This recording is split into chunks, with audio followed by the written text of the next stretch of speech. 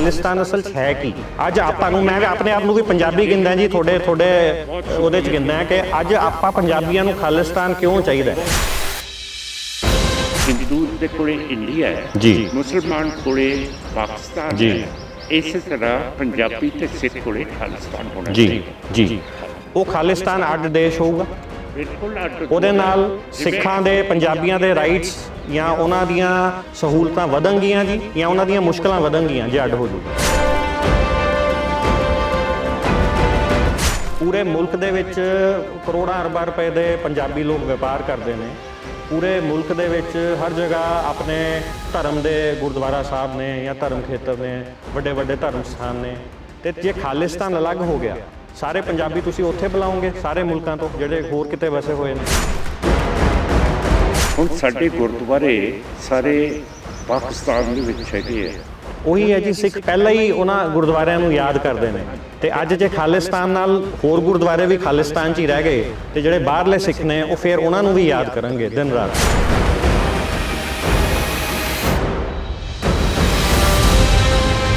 ਮੈਂ ਪੰਜਾਬ ਹੈ, ਮੈਨੂੰ ਪੰਜਾਬੀ ਪਿਆਰਾ, ਇੱਕ ਹਰਿਆਣਵੀ ਹੈ ਉਹਨੂੰ ਹਰਿਆਣਾ ਪਿਆਰਾ। ਆਪਾਂ ਇਹਦੇ ਵਿੱਚ ਜੇ ਕੋਈ ਆਪਣਾ ਧਰਮ ਨੂੰ ਪਹਿਲੇ ਲਿਆਂਦਾ ਹੈ ਤੇ ਦੇਸ਼ ਤੇ ਆਪਣੇ ਪ੍ਰਦੇਸ਼ ਨੂੰ ਬਾਅਦ 'ਚ ਲਿਆਂਦਾ ਤਾਂ ਮੈਂ ਉਹਨੂੰ ਉਹਦੀ ਮਾਨਸਿਕਤਾ ਕਮਜ਼ੋਰੀ ਕਹਾਂਗਾ। ਸਾਡੀ ਮਾਨਸਿਕਤਾ ਕਮਜ਼ੋਰ ਹੈ। ਮਾਨ ਸਾਹਿਬ, ਤੁਹਾਡੇ ਸੋਚੇ ਹੋਏ ਖਾਲਿਸਤਾਨ ਦੇ ਵਿੱਚ ਪੰਜਾਬੀ ਰਹਿਣਗੇ ਜਾਂ ਸਿੱਖ ਰਹਿਣਗੇ?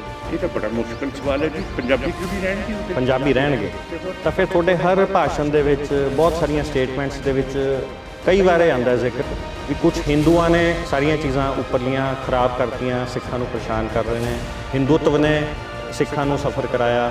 ਹੁਣ ਹਿੰਦੂ ਤਾਂ ਪੰਜਾਬੀ ਵੀ ਨੇ, ਖਾਲਿਸਤਾਨ ਵੀ ਤੁਸੀਂ ਕਹਿ ਰਹੇ ਹੋ ਪੰਜਾਬੀ ਵੀ ਰਹਿ ਸਕਦੇ ਨੇ। ਤਾਂ ਜੇ ਖਾਲਿਸਤਾਨ ਹੋਊਗਾ ਤਾਂ ਫਿਰ ਹਿੰਦੂਆਂ ਦਾ ਮੁਲਕ ਵੀ ਹੋ ਗਿਆ, ਬਿਲਕੁਲ ਹੋਊਗਾ, ਪੰਜਾਬੀਆਂ ਦਾ ਵੀ ਹੋ ਗਿਆ। ਤੇ ਫਿਰ ਇਹ ਸਟੇਟਮੈਂਟਸ ਦੇਣੀਆਂ ਠੀਕ ਨੇ ਮਾਨ ਸਾਹਿਬ ਵੀ ਆਪਾਂ ਬਾਰ-ਬਾਰ ਹਰ ਸਟੇਟਮੈਂਟ ਦੇ ਵਿੱਚ ਹਿੰਦੂਆਂ ਨੂੰ ਕਹਿੰਦੇ ਆਪਾਂ, ਉਹ ਹਿੰਦੂ ਪੰਜਾਬੀ ਵੀ ਤਾਂ ਹੋਣਗੇ ਮਾਨ ਸਾਹਿਬ। ਚਲੋ ਠੀਕ ਹੈ, ਪੰਜਾਬ ਤੋਂ ਬਾਹਰ ਦੇ ਵੀ ਹੋਣਗੇ, ਪਰ ਪੰਜਾਬ ਦੇ ਹਿੰਦੂ ਵੀ ਤਾਂ ਹੈਗੇ ਨੇ ਜਿਹੜੇ ਪੰਜਾਬ ਨੂੰ ਆਪਣਾ ਮੰਨਦੇ ਨੇ।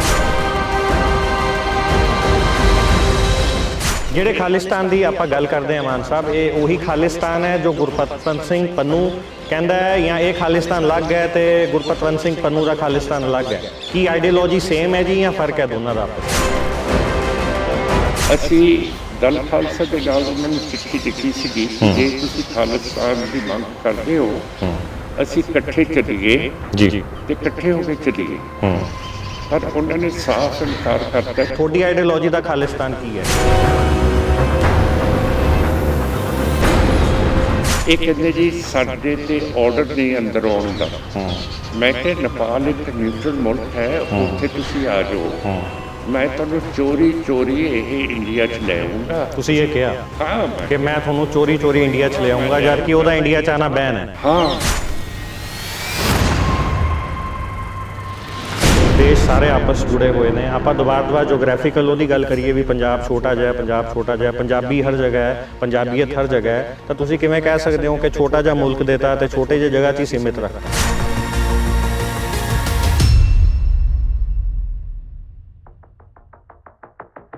ਮੈਂ ਆਪਣੇ ਆਪ ਨੂੰ ਹਿੰਦੂ ਨਹੀਂ ਮੰਨਦਾ, ਮੈਂ ਆਪਣੇ ਆਪ ਨੂੰ ਸਿੱਖ ਨਹੀਂ ਮੰਨਦਾ, ਪਰ ਮੈਂ ਆਪਣੇ ਆਪ ਨੂੰ ਪੰਜਾਬੀ ਮੰਨਦਾ। ਤੇ ਜਿਹੜੇ ਖਾਲਿਸਤਾਨ ਹੈ ਉਹ ਪੰਜਾਬੀਆਂ ਦਾ ਖਾਲਿਸਤਾਨ ਹੈ ਜਾਂ ਸਿੱਖਾਂ ਦਾ ਖਾਲਿਸਤਾਨ ਹੈ? ਮਾਨ ਸਾਹਿਬ, ਤੁਸੀਂ ਕਿਹਾ ਸਾਡੀ ਜ਼ਮੀਨ ਸਾਨੂੰ ਦੇ ਦਿੱਤੀ ਜਾਵੇ।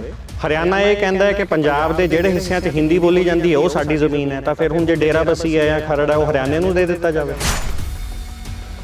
ਮੈਂ ਕਹਿੰਦਾ ਜੀ ਸਾਨੂੰ ਪਾਕਿਸਤਾਨ ਨਾਲ ਰਲਾ ਦਿਓ, ਅਸੀਂ ਸਾਰਾ ਹਰਿਆਣਾ ਦੇ ਦਿੰਦੇ ਹਾਂ, ਪੰਜਾਬ ਦੇ ਦਿੰਦੇ ਹਾਂ ਜੀ। ਸਾਨੂੰ 2 ਟੁਕੜੇ ਕਰਤਾਰਪੁਰ ਸਾਹਿਬ ਦੇ ਦਿਓ, ਅਸੀਂ ਉੱਥੇ ਚਲੇ ਜਾਂਦੇ ਹਾਂ, ਤੁਸੀਂ ਪੰਜਾਬ ਸਾਰਾ ਲੈ ਲਓ ਹਰਿਆਣਾ ਨੂੰ, ਸਾਨੂੰ ਤੁਹਾਡਾ ਕੱਖ ਨਹੀਂ ਚਾਹੀਦਾ।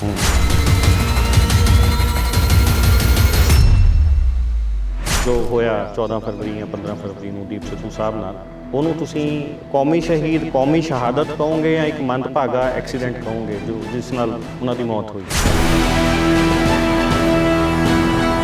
ਤੁਸੀਂ ਸਰਕਾਰ ਨੂੰ ਕਿਹਾ ਜੀ ਇਸ ਬਾਰੇ ਸੈਪਰੇਟ ਇੱਕ ਕਮਿਸ਼ਨ ਬਣਾਉਣ ਬਾਰੇ, ਇਸ ਦੀ ਤਫਤੀਸ਼ ਬਾਰੇ? ਕਾਤਲ ਨੂੰ ਤੁਸੀਂ ਬਹੁਤ ਜ਼ਿੰਮੇਵਾਰ ਤੇ ਇੰਟੈਲੀਜੈਂਟ ਹੋ। ਹੁਣ ਮੈਂ ਉਸ ਸਰਕਾਰ ਨੂੰ ਕਹਾ ਜਿਸ ਨੇ ਕਤਲ ਕਰਾਇਆ? ਸਰਕਾਰ ਨੇ ਹੀ ਕਤਲ ਕਰਾਇਆ ਤੁਹਾਡਾ ਮੰਨ?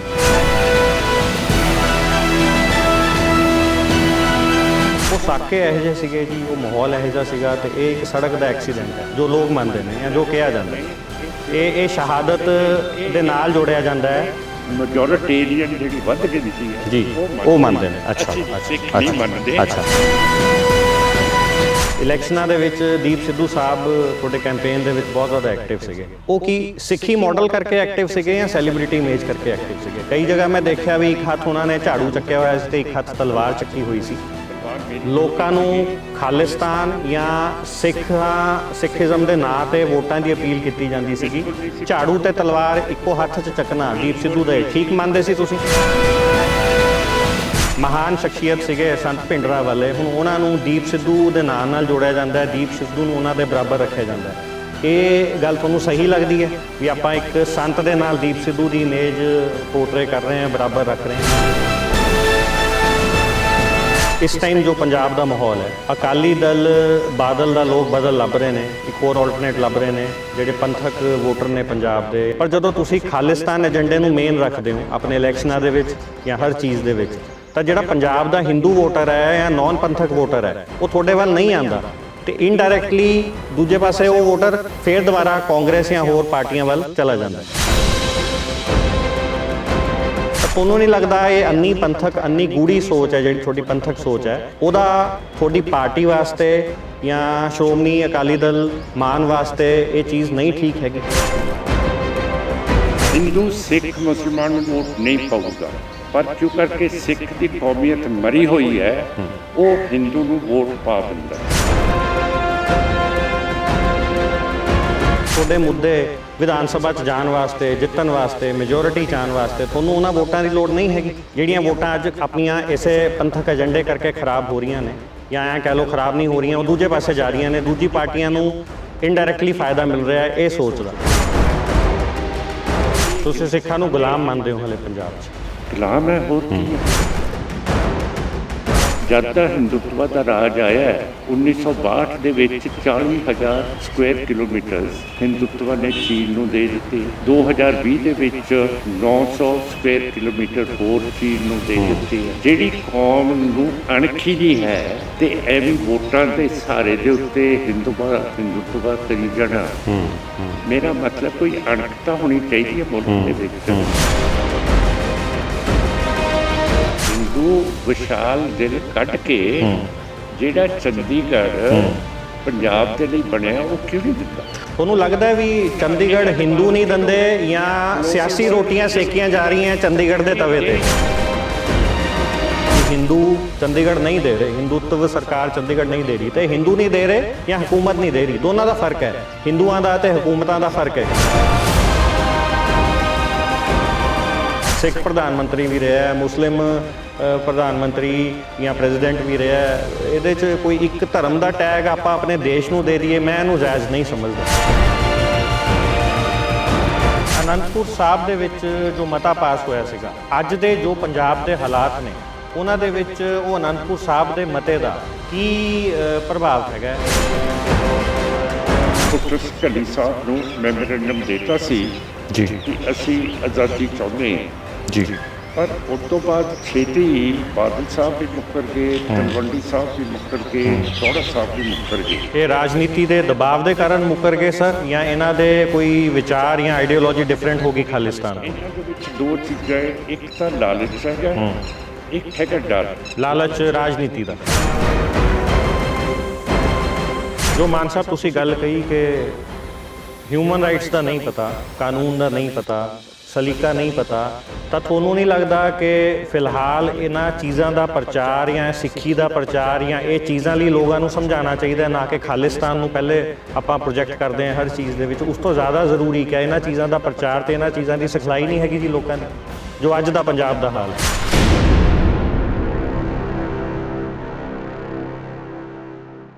ਸਤਿ ਸ਼੍ਰੀ ਅਕਾਲ ਦੋਸਤੋ, ਮੈਂ ਕਰੁਣ ਕੌੜਾ ਸਵਾਗਤ ਕਰਦਾ ਤੁਹਾਡਾ ਸਕਾਈ ਨਿਊਜ਼ ਪੰਜਾਬ ਦੇ ਉੱਤੇ। ਦੋਸਤੋ, ਅੱਜ ਸਾਡੇ ਨਾਲ ਇੱਕ ਅਜਿਹੀ ਸ਼ਖਸੀਅਤ ਨੇ ਜਿਨ੍ਹਾਂ ਨੇ ਪੰਜਾਬ, ਪੰਜਾਬੀਅਤ ਤੇ ਸਿੱਖੀ ਨੂੰ ਰਾਜਨੀਤੀ ਤੋਂ ਤੇ ਕਿਸੇ ਵੀ ਚੀਜ਼ ਤੋਂ ਹਮੇਸ਼ਾ ਉੱਪਰ ਰੱਖਿਆ। ਬਹੁਤ ਜ਼ਿਆਦਾ ਉਹਨਾਂ ਦੇ ਅੱਗੇ ਚੈਲੰਜਸ ਵੀ ਆਏ, ਬਹੁਤ ਜ਼ਿਆਦਾ ਮੁਸ਼ਕਿਲਾਂ ਵੀ ਆਈਆਂ, ਪਰ ਉਹਨਾਂ ਨੇ ਜ਼ਿੰਦਗੀ ਦੇ ਵਿੱਚ ਹਮੇਸ਼ਾ ਹੀ ਸਿੱਖੀ ਨੂੰ ਆਪਣੇ ਹਰ ਸਭ ਜਗ੍ਹਾ ਤੋਂ ਸਭ ਤੋਂ ਪਹਿਲ ਦੇ ਉੱਤੇ ਪਹਿਲ ਦੇ ਆਧਾਰ ਤੇ ਰੱਖਿਆ। ਸਰਦਾਰ ਸਿਮਰਨਜੀਤ ਸਿੰਘ ਮਾਨ ਸਾਹਿਬ, ਮੈਂ ਸਵਾਗਤ ਕਰਦਾ ਉਹਨਾਂ ਦਾ ਸਕਾਈ ਨਿਊਜ਼ ਪੰਜਾਬ ਉੱਤੇ। ਸਤਿ ਸ਼੍ਰੀ ਅਕਾਲ ਮਾਨ ਸਾਹਿਬ, ਤੁਹਾਡਾ ਸਵਾਗਤ ਹੈ ਜੀ ਸਕਾਈ ਨਿਊਜ਼ ਪੰਜਾਬ ਉੱਤੇ। ਵਾਹਿਗੁਰੂ ਜੀ ਕਾ ਖਾਲਸਾ, ਵਾਹਿਗੁਰੂ ਜੀ ਕੀ ਫਤਿਹ। ਡਾਇਰੈਕਟਰ ਸਾਹਿਬ, ਬਹੁਤ ਖੁਸ਼ੀ ਹੈ ਜਿਹੜਾ ਤੁਸੀਂ ਮੇਰੇ ਪਿੰਡ ਆਏ ਹੋ। ਜੀ ਜੀ ਆਇਆਂ ਨੂੰ। ਧੰਨਵਾਦ ਸਰ। ਸਿਹਤ ਠੀਕ ਰਹਿੰਦੀ ਹੈ ਮਾਨ ਸਾਹਿਬ?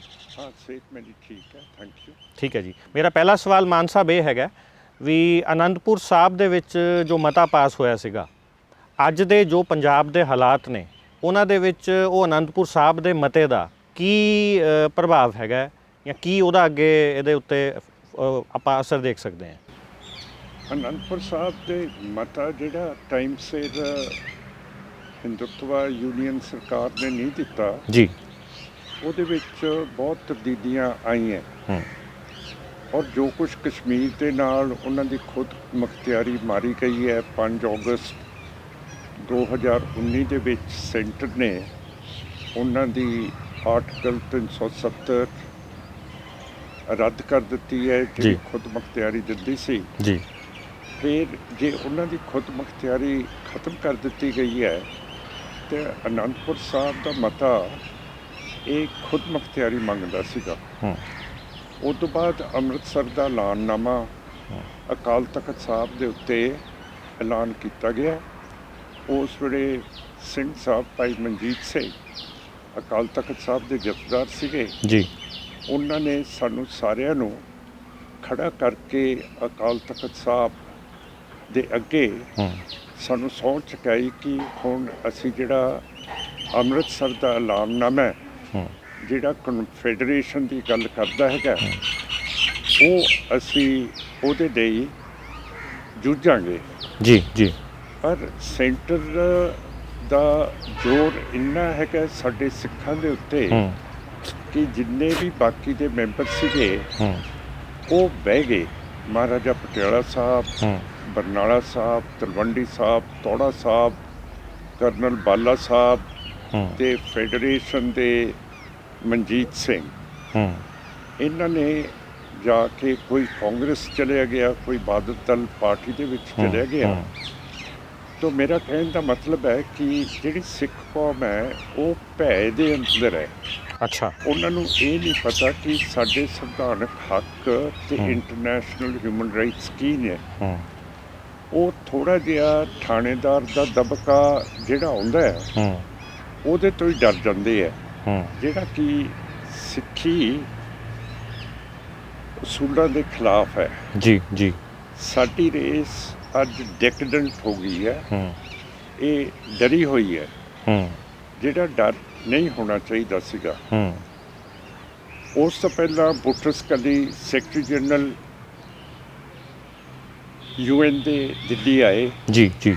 ਪ੍ਰਕਾਸ਼ ਸਿੰਘ ਬਾਦਲ ਨੇ, ਟੋੜਾ ਸਾਹਿਬ ਨੇ, ਤਲਵੰਡੀ ਸਾਹਿਬ ਨੇ, ਤੇ ਅਸੀਂ ਉਹਨਾਂ ਨੂੰ ਇੱਕ ਆਜ਼ਾਦ ਖਾਲਿਸਤਾਨ ਦਾ ਮੈਮੋਰੈਂਡਮ ਦਿੱਤਾ। ਜੀ ਜੀ।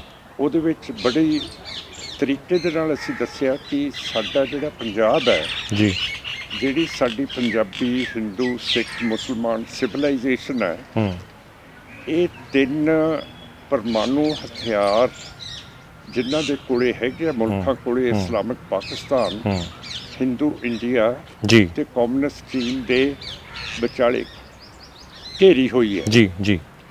ਔਰ ਇਹਨਾਂ ਦਾ ਇੱਟ ਕੁੱਤੇ ਦਾ ਆਪਸ ਦੇ ਵਿੱਚ ਦੁਸ਼ਮਣੀ ਹੈ। ਜੀ ਜੀ।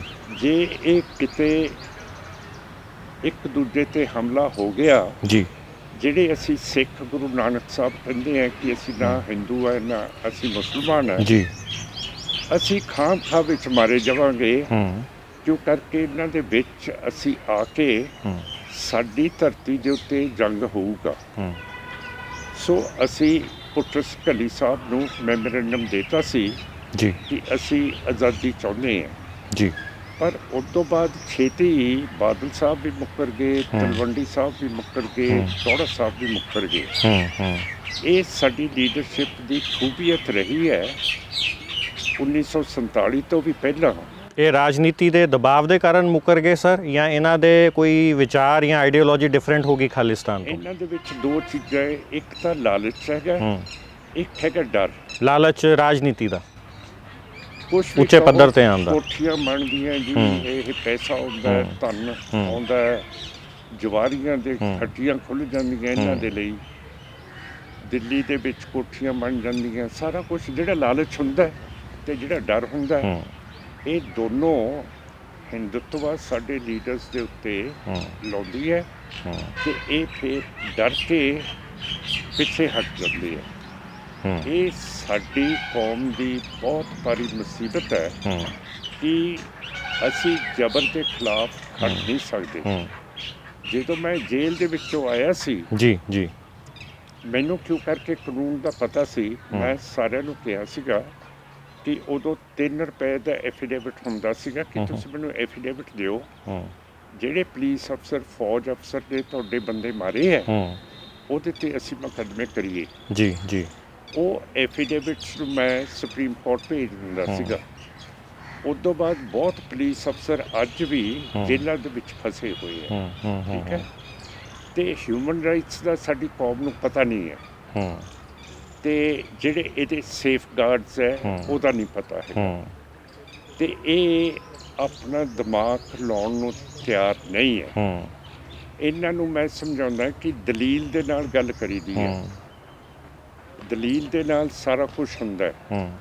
ਹੁਣ 2000 ਦੇ ਵਿੱਚ ਜਦੋਂ ਬਿਲ ਕਲਿੰਟਨ ਪ੍ਰੈਜ਼ੀਡੈਂਟ ਇੰਡੀਆ 'ਚ ਆਏ ਸੀਗੇ, ਉਹਨਾਂ ਦੀ ਜਿਹੜੀ ਸੈਕਟਰੀ ਆਫ ਸਟੇਟ ਸੀਗੀ ਆਲਬਰਾਈਟ, ਉਹਨੇ ਲਿਖਿਆ ਸੀਗਾ, ਕਲਿੰਟਨ ਸਾਹਿਬ ਨੇ ਉਹਦੀ ਫਾਰਵਰਡ ਲਿਖੀ ਸੀ ਕਿਤਾਬ ਦੀ, ਉਹਦੇ 'ਚ ਲਿਖਿਆ ਸੀਗਾ ਕਿ ਮੇਰੇ ਆਉਣ ਦੇ ਨਾਲ ਬੀਜੇਪੀ RSS ਦੀ ਵਾਜਪਾਈ ਤੇ ਅਡਵਾਨੀ ਦੀ ਹਕੂਮਤ ਨੇ 43 ਸਿੱਖ ਪਿੰਡ ਚਿੱਠੀ ਸਿੰਘਪੁਰਾ ਕਸ਼ਮੀਰ ਦੇ ਵਿੱਚ ਫੌਜ ਤੋਂ ਮਰਵਾਤੇ ਹੈ। ਅੱਛਾ, ਹੁਣ ਉਹਦਾ ਅਸੀਂ ਟਿੱਲ ਦਾ ਜ਼ੋਰ ਲਾ ਲਿਆ ਪਰ ਉਹਦੀ ਤਫਤੀਸ਼ ਨਹੀਂ ਹੋ ਰਹੀ ਹੈਗੀ। ਜੋ ਮਾਨ ਸਾਹਿਬ ਤੁਸੀਂ ਗੱਲ ਕਹੀ ਕਿ ਹਿਊਮਨ ਰਾਈਟਸ ਦਾ ਨਹੀਂ ਪਤਾ, ਕਾਨੂੰਨ ਦਾ ਨਹੀਂ ਪਤਾ, ਸਲੀਕਾ ਨਹੀਂ ਪਤਾ, ਤਾਂ ਤੁਹਾਨੂੰ ਨਹੀਂ ਲੱਗਦਾ ਕਿ ਫਿਲਹਾਲ ਇਹਨਾਂ ਚੀਜ਼ਾਂ ਦਾ ਪ੍ਰਚਾਰ ਜਾਂ ਸਿੱਖੀ ਦਾ ਪ੍ਰਚਾਰ ਜਾਂ ਇਹ ਚੀਜ਼ਾਂ ਲਈ ਲੋਕਾਂ ਨੂੰ ਸਮਝਾਉਣਾ ਚਾਹੀਦਾ, ਨਾ ਕਿ ਖਾਲਿਸਤਾਨ ਨੂੰ ਪਹਿਲੇ ਆਪਾਂ ਪ੍ਰੋਜੈਕਟ ਕਰਦੇ ਹਾਂ ਹਰ ਚੀਜ਼ ਦੇ ਵਿੱਚ, ਉਸ ਤੋਂ ਜ਼ਿਆਦਾ ਜ਼ਰੂਰੀ ਕਿ ਇਹਨਾਂ ਚੀਜ਼ਾਂ ਦਾ ਪ੍ਰਚਾਰ ਤੇ ਇਹਨਾਂ ਚੀਜ਼ਾਂ ਦੀ ਸਿਖਲਾਈ ਨਹੀਂ ਹੈਗੀ ਜੀ ਲੋਕਾਂ ਦੀ, ਜੋ ਅੱਜ ਦਾ ਪੰਜਾਬ ਦਾ ਹਾਲ ਹੈ? ਮਨੁੱਖ ਦਾ ਜੀਵਨ ਬਹੁਤ ਥੋੜ੍ਹਾ ਹੁੰਦਾ ਜੀ, ਮੇਰਾ ਵੀ ਹੁਣ ਧਰਤੀ ਦੇ ਉੱਤੇ ਬਹੁਤ ਥੋੜ੍ਹਾ ਰਹਿ ਗਿਆ ਜੀ। ਹੁਣ ਜੇ ਮੈਂ ਪ੍ਰਚਾਰ 'ਚ ਲੱਗਾ ਕਿ ਕਾਨੂੰਨ ਕੀ ਹੈ, ਕਾਨੂੰਨ ਤਾਂ ਇਹ ਹਿੰਦੁੱਤਵਾ ਸਰਕਾਰ ਮੰਨਦੀ ਨਹੀਂ ਜੀ, ਤੇ ਇਹਨਾਂ ਨੂੰ ਸਮਝਾਉਣ ਦਾ ਕੀ ਫਾਇਦਾ? ਸਿੱਧਾ ਆਪਾਂ ਲੜ ਜੀਏ ਤਾਂ ਚੰਗਾ ਹੈ, ਮਰ ਤਾਂ ਸਿੱਧਾ ਲੜ ਕੇ ਹੀ ਤੁਹਾਨੂੰ ਲੱਗਦਾ ਹੱਲ ਨਿਕਲੂਗਾ ਤੇ ਕੁਛ ਨਾ ਕੁਛ ਤਾਂ ਫਾਇਦਾ ਹੋਊਗਾ। ਜਿਹੜੇ ਖਾਲਿਸਤਾਨ ਦੀ ਆਪਾਂ ਗੱਲ ਕਰਦੇ ਹਾਂ ਮਾਨ ਸਾਹਿਬ, ਇਹ ਉਹੀ ਖਾਲਿਸਤਾਨ ਹੈ ਜੋ ਗੁਰਪਤਵੰਤ ਸਿੰਘ ਪੰਨੂ ਕਹਿੰਦਾ ਹੈ, ਜਾਂ ਇਹ ਖਾਲਿਸਤਾਨ ਅਲੱਗ ਹੈ ਤੇ ਗੁਰਪਤਵੰਤ ਸਿੰਘ ਪੰਨੂ ਦਾ ਖਾਲਿਸਤਾਨ ਅਲੱਗ ਹੈ? ਕੀ ਆਈਡੀਓਲੋਜੀ ਸੇਮ ਹੈ ਜੀ ਜਾਂ ਫਰਕ ਹੈ ਦੋਨਾਂ ਦਾ ਆਪਸ 'ਚ? ਮੈਂ ਸਮਝ ਨਹੀਂ ਸਕਿਆ ਉਹਨਾਂ ਦੀ ਕੀ ਆਈਡੀਓਲੋਜੀ ਹੈ ਜੀ, ਉਹਨਾਂ ਦੇ ਬਾਉਂਡਰੀਜ਼ ਕੀ ਹੈ। ਅਸੀਂ ਦਲ ਖਾਲਸਾ ਦੇ ਨਾਲ ਉਹਨਾਂ ਨੂੰ ਚਿੱਠੀ ਲਿਖੀ ਸੀਗੀ ਕਿ ਜੇ ਤੁਸੀਂ ਖਾਲਿਸਤਾਨ ਦੀ ਮੰਗ ਕਰਦੇ ਹੋ ਅਸੀਂ ਇਕੱਠੇ ਚੱਲੀਏ ਜੀ, ਤੇ ਇਕੱਠੇ ਹੋ ਕੇ ਚੱਲੀਏ, ਪਰ ਉਹਨਾਂ ਨੇ ਸਾਫ਼ ਇਨਕਾਰ ਕਰਤਾ ਕਿ ਅਸੀਂ ਤੁਹਾਡੇ ਨਾਲ ਨਹੀਂ ਚੱਲਦੇ। ਅੱਛਾ ਅੱਛਾ, ਕਿਉਂ ਕਰਕੇ ਤੁਸੀਂ ਇੰਡੀਆ ਦੀ ਕਨਸਟੀਟਿਊਸ਼ਨ ਦੇ ਮਤਹਿਤ ਰਹਿੰਦੇ ਹੋ। ਅਸੀਂ ਆਖਿਆ ਫਿਰ ਹੋਰ ਕਿੱਥੇ ਰਹੀਏ, ਤੁਸੀਂ ਅਮਰੀਕਾ ਦੀ ਕਨਸਟੀਟਿਊਸ਼ਨ ਦੇ ਥੱਲੇ ਰਹਿੰਦੇ ਹੋ, ਜਾਂ ਤਾਂ ਤੁਸੀਂ ਖਾਲਿਸਤਾਨ ਦੀ ਕਨਸਟੀਟਿਊਸ਼ਨ ਦੇ ਥੱਲੇ ਰਹਿੰਦੇ ਹੋ, ਤੁਸੀਂ ਵੀ ਦੂਜੇ ਮੁਲਕ ਦੀ, ਕੈਨੇਡਾ ਦੀ ਕਨਸਟੀਟਿਊਸ਼ਨ, ਬਰਤਾਨੀਆ ਦੀ ਕਨਸਟੀਟਿਊਸ਼ਨ, ਜਿੱਥੇ ਜਿੱਥੇ ਤੁਹਾਡੇ ਕਾਡਰਸ ਹੈਗੇ ਉੱਥੇ ਖਾਲਿਸਤਾਨ ਤਾਂ ਹੈ ਨਹੀਂ। ਤੇ ਇਹ ਐਵੇਂ ਇਹ ਨੁਕਸ ਕੱਢ ਦੇਣਾ ਕਿ ਅਸੀਂ ਕਨਸਟੀਟਿਊਸ਼ਨ ਦੇ ਵਿੱਚ ਮੰਨਦੇ ਹਾਂ ਤੇ ਤੁਸੀਂ ਸਾਡੇ ਤੇ ਇਹੋ ਜਿਹੀਆਂ ਤੂਮਤਾਂ ਲਾਉਂਦੇ ਹੋ। ਮੇਰਾ ਖਿਆਲ ਹੈ, ਸਾਡਾ ਖਿਆਲ ਹੈ ਕਿ ਤੁਹਾਡਾ ਅਜੇ ਜਿਹੜਾ ਦਿਮਾਗ ਹੈ ਇਹ ਅਜੇ ਕਿਸੇ ਚੀਜ਼ ਦੇ ਵਿੱਚ ਫਸਿਆ ਹੋਇਆ ਜੀ। ਜੇ ਇਹਨੂੰ ਖੋਲ੍ਹ ਲਓ ਤੇ ਆਪਾਂ ਚੱਲ ਸਕਦੇ ਹਾਂ। ਫਿਰ ਅਸੀਂ ਧਰਤੀ ਦੇ ਉੱਤੇ ਖਾਲਿਸਤਾਨ ਦੀ ਮੰਗ ਕਰ ਰਹੇ ਹਾਂ, ਤੁਸੀਂ ਬਾਹਰ ਬੈਠੇ ਕਰ ਰਹੇ ਹੋ। ਇਹ ਕਹਿੰਦੇ ਜੀ ਸਾਡੇ ਤੇ ਆਰਡਰ ਨਹੀਂ ਅੰਦਰ ਆਉਣ ਦਾ। ਮੈਂ ਕਿਹਾ ਨੇਪਾਲ ਇੱਕ ਨਿਊਟਰਲ ਮੁਲਕ ਹੈ, ਉੱਥੇ ਤੁਸੀਂ ਆ ਜਾਓ, ਮੈਂ ਤੁਹਾਨੂੰ ਚੋਰੀ ਚੋਰੀ ਇਹ ਇੰਡੀਆ 'ਚ ਲੈ ਆਊਂਗਾ। ਤੁਸੀਂ ਇਹ ਕਿਹਾ? ਹਾਂ, ਮੈਂ ਤੁਹਾਨੂੰ ਚੋਰੀ ਚੋਰੀ ਇੰਡੀਆ 'ਚ ਲੈ ਆਊਂਗਾ, ਜਦ ਕਿ ਉਹਦਾ ਇੰਡੀਆ 'ਚ ਆਉਣਾ ਬੈਨ ਹੈ। ਹਾਂ, ਤੇ ਕਹਿੰਦੇ ਜੀ ਫਿਰ ਅਸੀਂ ਗ੍ਰਿਫਤਾਰ ਹੋ ਜਾਵਾਂਗੇ। ਤੇ ਮੈਂ ਕਿਹਾ ਜੇ ਗ੍ਰਿਫਤਾਰੀ ਤੋਂ ਡਰਦੇ ਹੋ ਤੇ ਫਿਰ ਤੁਸੀਂ ਢੇਲੇ ਦਾ ਖਾਲਿਸਤਾਨ ਬਣਵਾਉਂਗੇ। ਸੋ ਮੇਰਾ ਮਤਲਬ ਕਹਿਣ ਦਾ ਕਿ ਪ੍ਰੈਕਟੀਕਲੀ ਜੇ ਖਾਲਿਸਤਾਨ ਦੇ ਲਈ ਲੜਨਾ ਹੈ ਉਹਦੀ ਧਰਤੀ ਤੇ ਆ ਕੇ ਲੜਨਾ ਪਊਗਾ। ਬਾਹਰ ਤਾਂ ਇਹ ਬੜਾ ਮੁਸ਼ਕਿਲ ਹੈ, ਪੈਸੇ ਬਹੁਤ ਹੈ ਬਾਹਰ। ਪੈਸੇ ਤੁਸੀਂ ਦੇ ਦਿੰਦੇ ਹੋ ਕਿ ਤੁਸੀਂ ਝੰਡੇ ਗੱਡ ਦਿਓ ਇਹ DC ਦੇ ਦਫ਼ਤਰ ਦੇ ਉੱਤੇ, ਉਹਦੇ ਪੈਸੇ ਨਹੀਂ ਦੇਣੇ, ਝੰਡੇ ਜਲਾ ਦਿਓ, ਝੰਡੇ ਗੱਡ ਦਿਓ, ਫਿਰ ਇਹ ਤੁਸੀਂ ਹਾਲਾਂਕਿ ਕਦੀ ਇਹ ਜਿਹਾ ਨਾ ਕਿਸੇ ਨੇ ਕੁਝ ਕੀਤਾ ਹੈ ਤੇ ਨਾ ਹੋਇਆ ਨਾ ਇਹ ਕਰ ਸਕਦੇ ਨੇ। ਤੁਸੀਂ ਲਾਲਚ ਦਿੰਦੇ ਹੋ ਮੁੰਡਿਆਂ ਨੂੰ ਕਿ ਅਸੀਂ ਇੰਨੇ ਪੈਸੇ ਵਰਗ ਲਾਉਂਦੇ ਨੇ ਯੂਥ ਨੂੰ। ਜਿਹੜੇ ਇਨਕਲਾਬੀ ਆਦਮੀ ਹੁੰਦੇ ਆ ਜੀ ਉਹ ਤਾਂ ਉਹਨਾਂ ਨੂੰ ਲਗਨ ਹੁੰਦੀ ਹੈ ਆਜ਼ਾਦੀ ਦੀ, ਉਹ ਪੈਸੇ ਲੈ ਕੇ ਕੰਮ ਨਹੀਂ ਕਰਦੇ ਹੈਗੇ। ਤੁਸੀਂ ਵੱਡੇ ਵੱਡੇ ਰਿਵਾਰਡਸ ਅਨਾਉਂਸ ਕਰ ਦਿੰਦੇ ਹੋ, ਆਹ ਕਰ ਦਿੰਦੇ ਹੋ, ਉਹ ਕਰ ਦਿੰਦੇ ਹੋ। ਹੁਣ ਜਿਹੜਾ ਲਾਲ ਕਿਲੇ ਦੇ ਉੱਤੇ 26 ਜਨਵਰੀ ਨੂੰ ਝੰਡਾ ਸਿੱਖਾਂ ਨੇ ਚੜਾਇਆ ਸੀਗਾ, ਉਹ ਤਾਂ ਉਹਨਾਂ ਨੇ ਆਪਣੀ ਮਰਜ਼ੀ ਦੇ ਨਾਲ, ਉਹਨਾਂ ਨੂੰ ਤਾਂ ਕੋਈ ਲਾਲਚ ਥੋੜਾ ਮਾਨ ਸਾਹਿਬ ਦੱਸੋਗੇ। ਹੁਣ ਆਪਾਂ ਗੱਲ ਕਰ ਰਹੇ ਸੀ ਖਾਲਿਸਤਾਨ ਦੀ ਵੀ, ਗੁਰਪਤਵੰਤ ਸਿੰਘ ਪੰਨੂ ਦੀ ਆਈਡੀਓਲੋਜੀ ਪੂਰੀ ਅਲੱਗ ਹੈ, ਤੁਹਾਡੀ ਅਲੱਗ ਹੈ। ਤੁਹਾਡੀ ਆਈਡੀਓਲੋਜੀ ਦਾ ਖਾਲਿਸਤਾਨ ਕੀ ਹੈ? ਥੋੜਾ ਜਿਹਾ ਦਰਸ਼ਕਾਂ ਨੂੰ ਇਸ ਬਾਰੇ ਚਾਨਣ ਪਾਓ। ਦੇਖੋ, ਜਿਵੇਂ ਹੁਣ 1947 ਦੇ ਵਿੱਚ ਬੜੇ ਤਕੜੇ ਵਕੀਲ ਸੀ ਗਾਂਧੀ, ਨਹਿਰੂ ਤੇ ਜਿਨ੍ਹਾਂ, ਉਹ ਦਲੀਲ ਦੇ ਨਾਲ ਆਪਣੇ ਆਪਣੇ ਮੁਲਕ ਲੈ ਗਏ। ਹੁਣ ਉਹੋ ਜਿਹਾ ਮੁਲਕ ਖਾਲਿਸਤਾਨ ਹੋਊਗਾ, ਇਹਦੀ ਬਾਉਂਡਰੀ ਹੋਊਗੀ, ਇਹਦੀ ਸੋਵਰੇਨਿਟੀ, ਬਾਦਸ਼ਾਹੀ ਹੋਊਗੀ। ਇਨ ਗਰੀਬ ਸਿੱਖੋਂ ਕੋ ਦੋ ਬਾਦਸ਼ਾਹੀ 10ਵੇਂ ਪਾਤਸ਼ਾਹ ਕਹਿੰਦੇ ਆ, ਜਿਹਦੇ ਉਹਨਾਂ ਨੇ ਕਹਿਤਾ ਕਿ ਤੁਸੀਂ ਬਾਦਸ਼ਾਹੀ ਦੇ ਲਾਇਕ ਹੋ ਤੇ ਤੁਸੀਂ ਨਵਾਬੀਆਂ ਦੇ ਲਾਇਕ ਤਾਂ ਨਹੀਂ ਹੈ। ਹੁਣ ਚੀਫ ਮਿਨਿਸਟਰੀ ਤੇ ਛੋਟਾ ਜਿਹਾ ਪੰਜਾਬ ਦੇ ਦੇਣਾ, ਇਹ ਤਾਂ ਨਵਾਬੀ ਹੈ।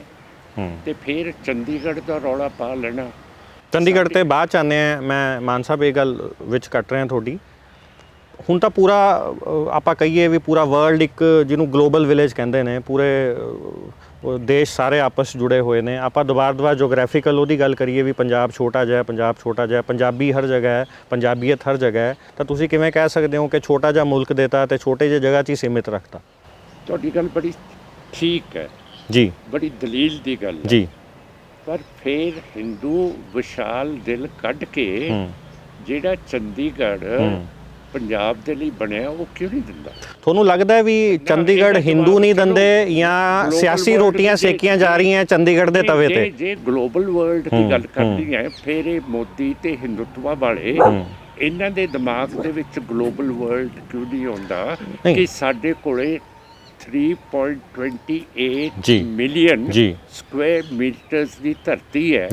ਜੇ 2 ਗਜ਼ ਸਿੱਖਾਂ ਨੂੰ ਚੰਡੀਗੜ੍ਹ ਦੇ ਦਈਏ ਤੇ ਉਹ 3.28 ਮਿਲੀਅਨ ਸਕੁਆਇਰ ਕਿਲੋਮੀਟਰ ਤਾਂ ਵੀ ਸਾਡੇ ਕੋਲੇ ਰਹਿ। ਮਾਨ ਸਾਹਿਬ, ਇਹ ਹਕੂਮਤ ਨਹੀਂ ਦੇ ਰਹੀ ਜਾਂ ਹਿੰਦੂ ਨਹੀਂ ਦੇ ਰਹੇ ਚੰਡੀਗੜ੍ਹ? ਮੈਂ ਇਹ ਪੁੱਛਣਾ ਚਾਹੁੰਦਾ। ਆਪਾਂ ਜੋ ਗੱਲ ਕਰ ਰਹੇ ਹਾਂ ਹੁਣੀ ਵੀ ਹਿੰਦੂ ਚੰਡੀਗੜ੍ਹ ਨਹੀਂ ਦੇ ਰਹੇ, ਹਿੰਦੂਤਵ ਸਰਕਾਰ ਚੰਡੀਗੜ੍ਹ ਨਹੀਂ ਦੇ ਰਹੀ, ਤੇ ਹਿੰਦੂ ਨਹੀਂ ਦੇ ਰਹੇ ਜਾਂ ਹਕੂਮਤ ਨਹੀਂ ਦੇ ਰਹੀ? ਦੋਨਾਂ ਦਾ ਫਰਕ ਹੈ, ਹਿੰਦੂਆਂ ਦਾ ਤੇ ਹਕੂਮਤਾਂ ਦਾ ਫਰਕ ਹੈ ਜੀ। ਤੁਸੀਂ ਇਹ ਬਹੁਤ ਲਾਇਕ ਹੋ, ਤਦੇ ਮੇਰੇ ਨਾਲ ਤੁਸੀਂ ਇੰਟਰਵਿਊ ਕਰਨ ਆਏ ਹੋ। ਜੀ। ਹੁਣ ਸਰਕਾਰ ਕਿਹਦੀ ਹੈ? ਦਿੱਲੀ ਦੇ ਵਿੱਚ ਕਿਹਦੀ ਨੁਮਾਇੰਦਿਆਂ ਨੇ, ਸਰਕਾਰੀ ਨੁਮਾਇੰਦੇ ਨੇ ਜੀ, ਲੋਕਾਂ ਦੀ ਚੁਣੀ ਹੋਈ ਸਰਕਾਰ ਹੈ। ਕਿਹੜੇ ਨੁਮਾਇੰਦੇ ਹੈ? ਨੁਮਾਇੰਦੇ ਸਾਰੇ ਧਰਮ ਦੇ ਨੇ ਮੇਰੇ ਹਿਸਾਬ ਨਾਲ।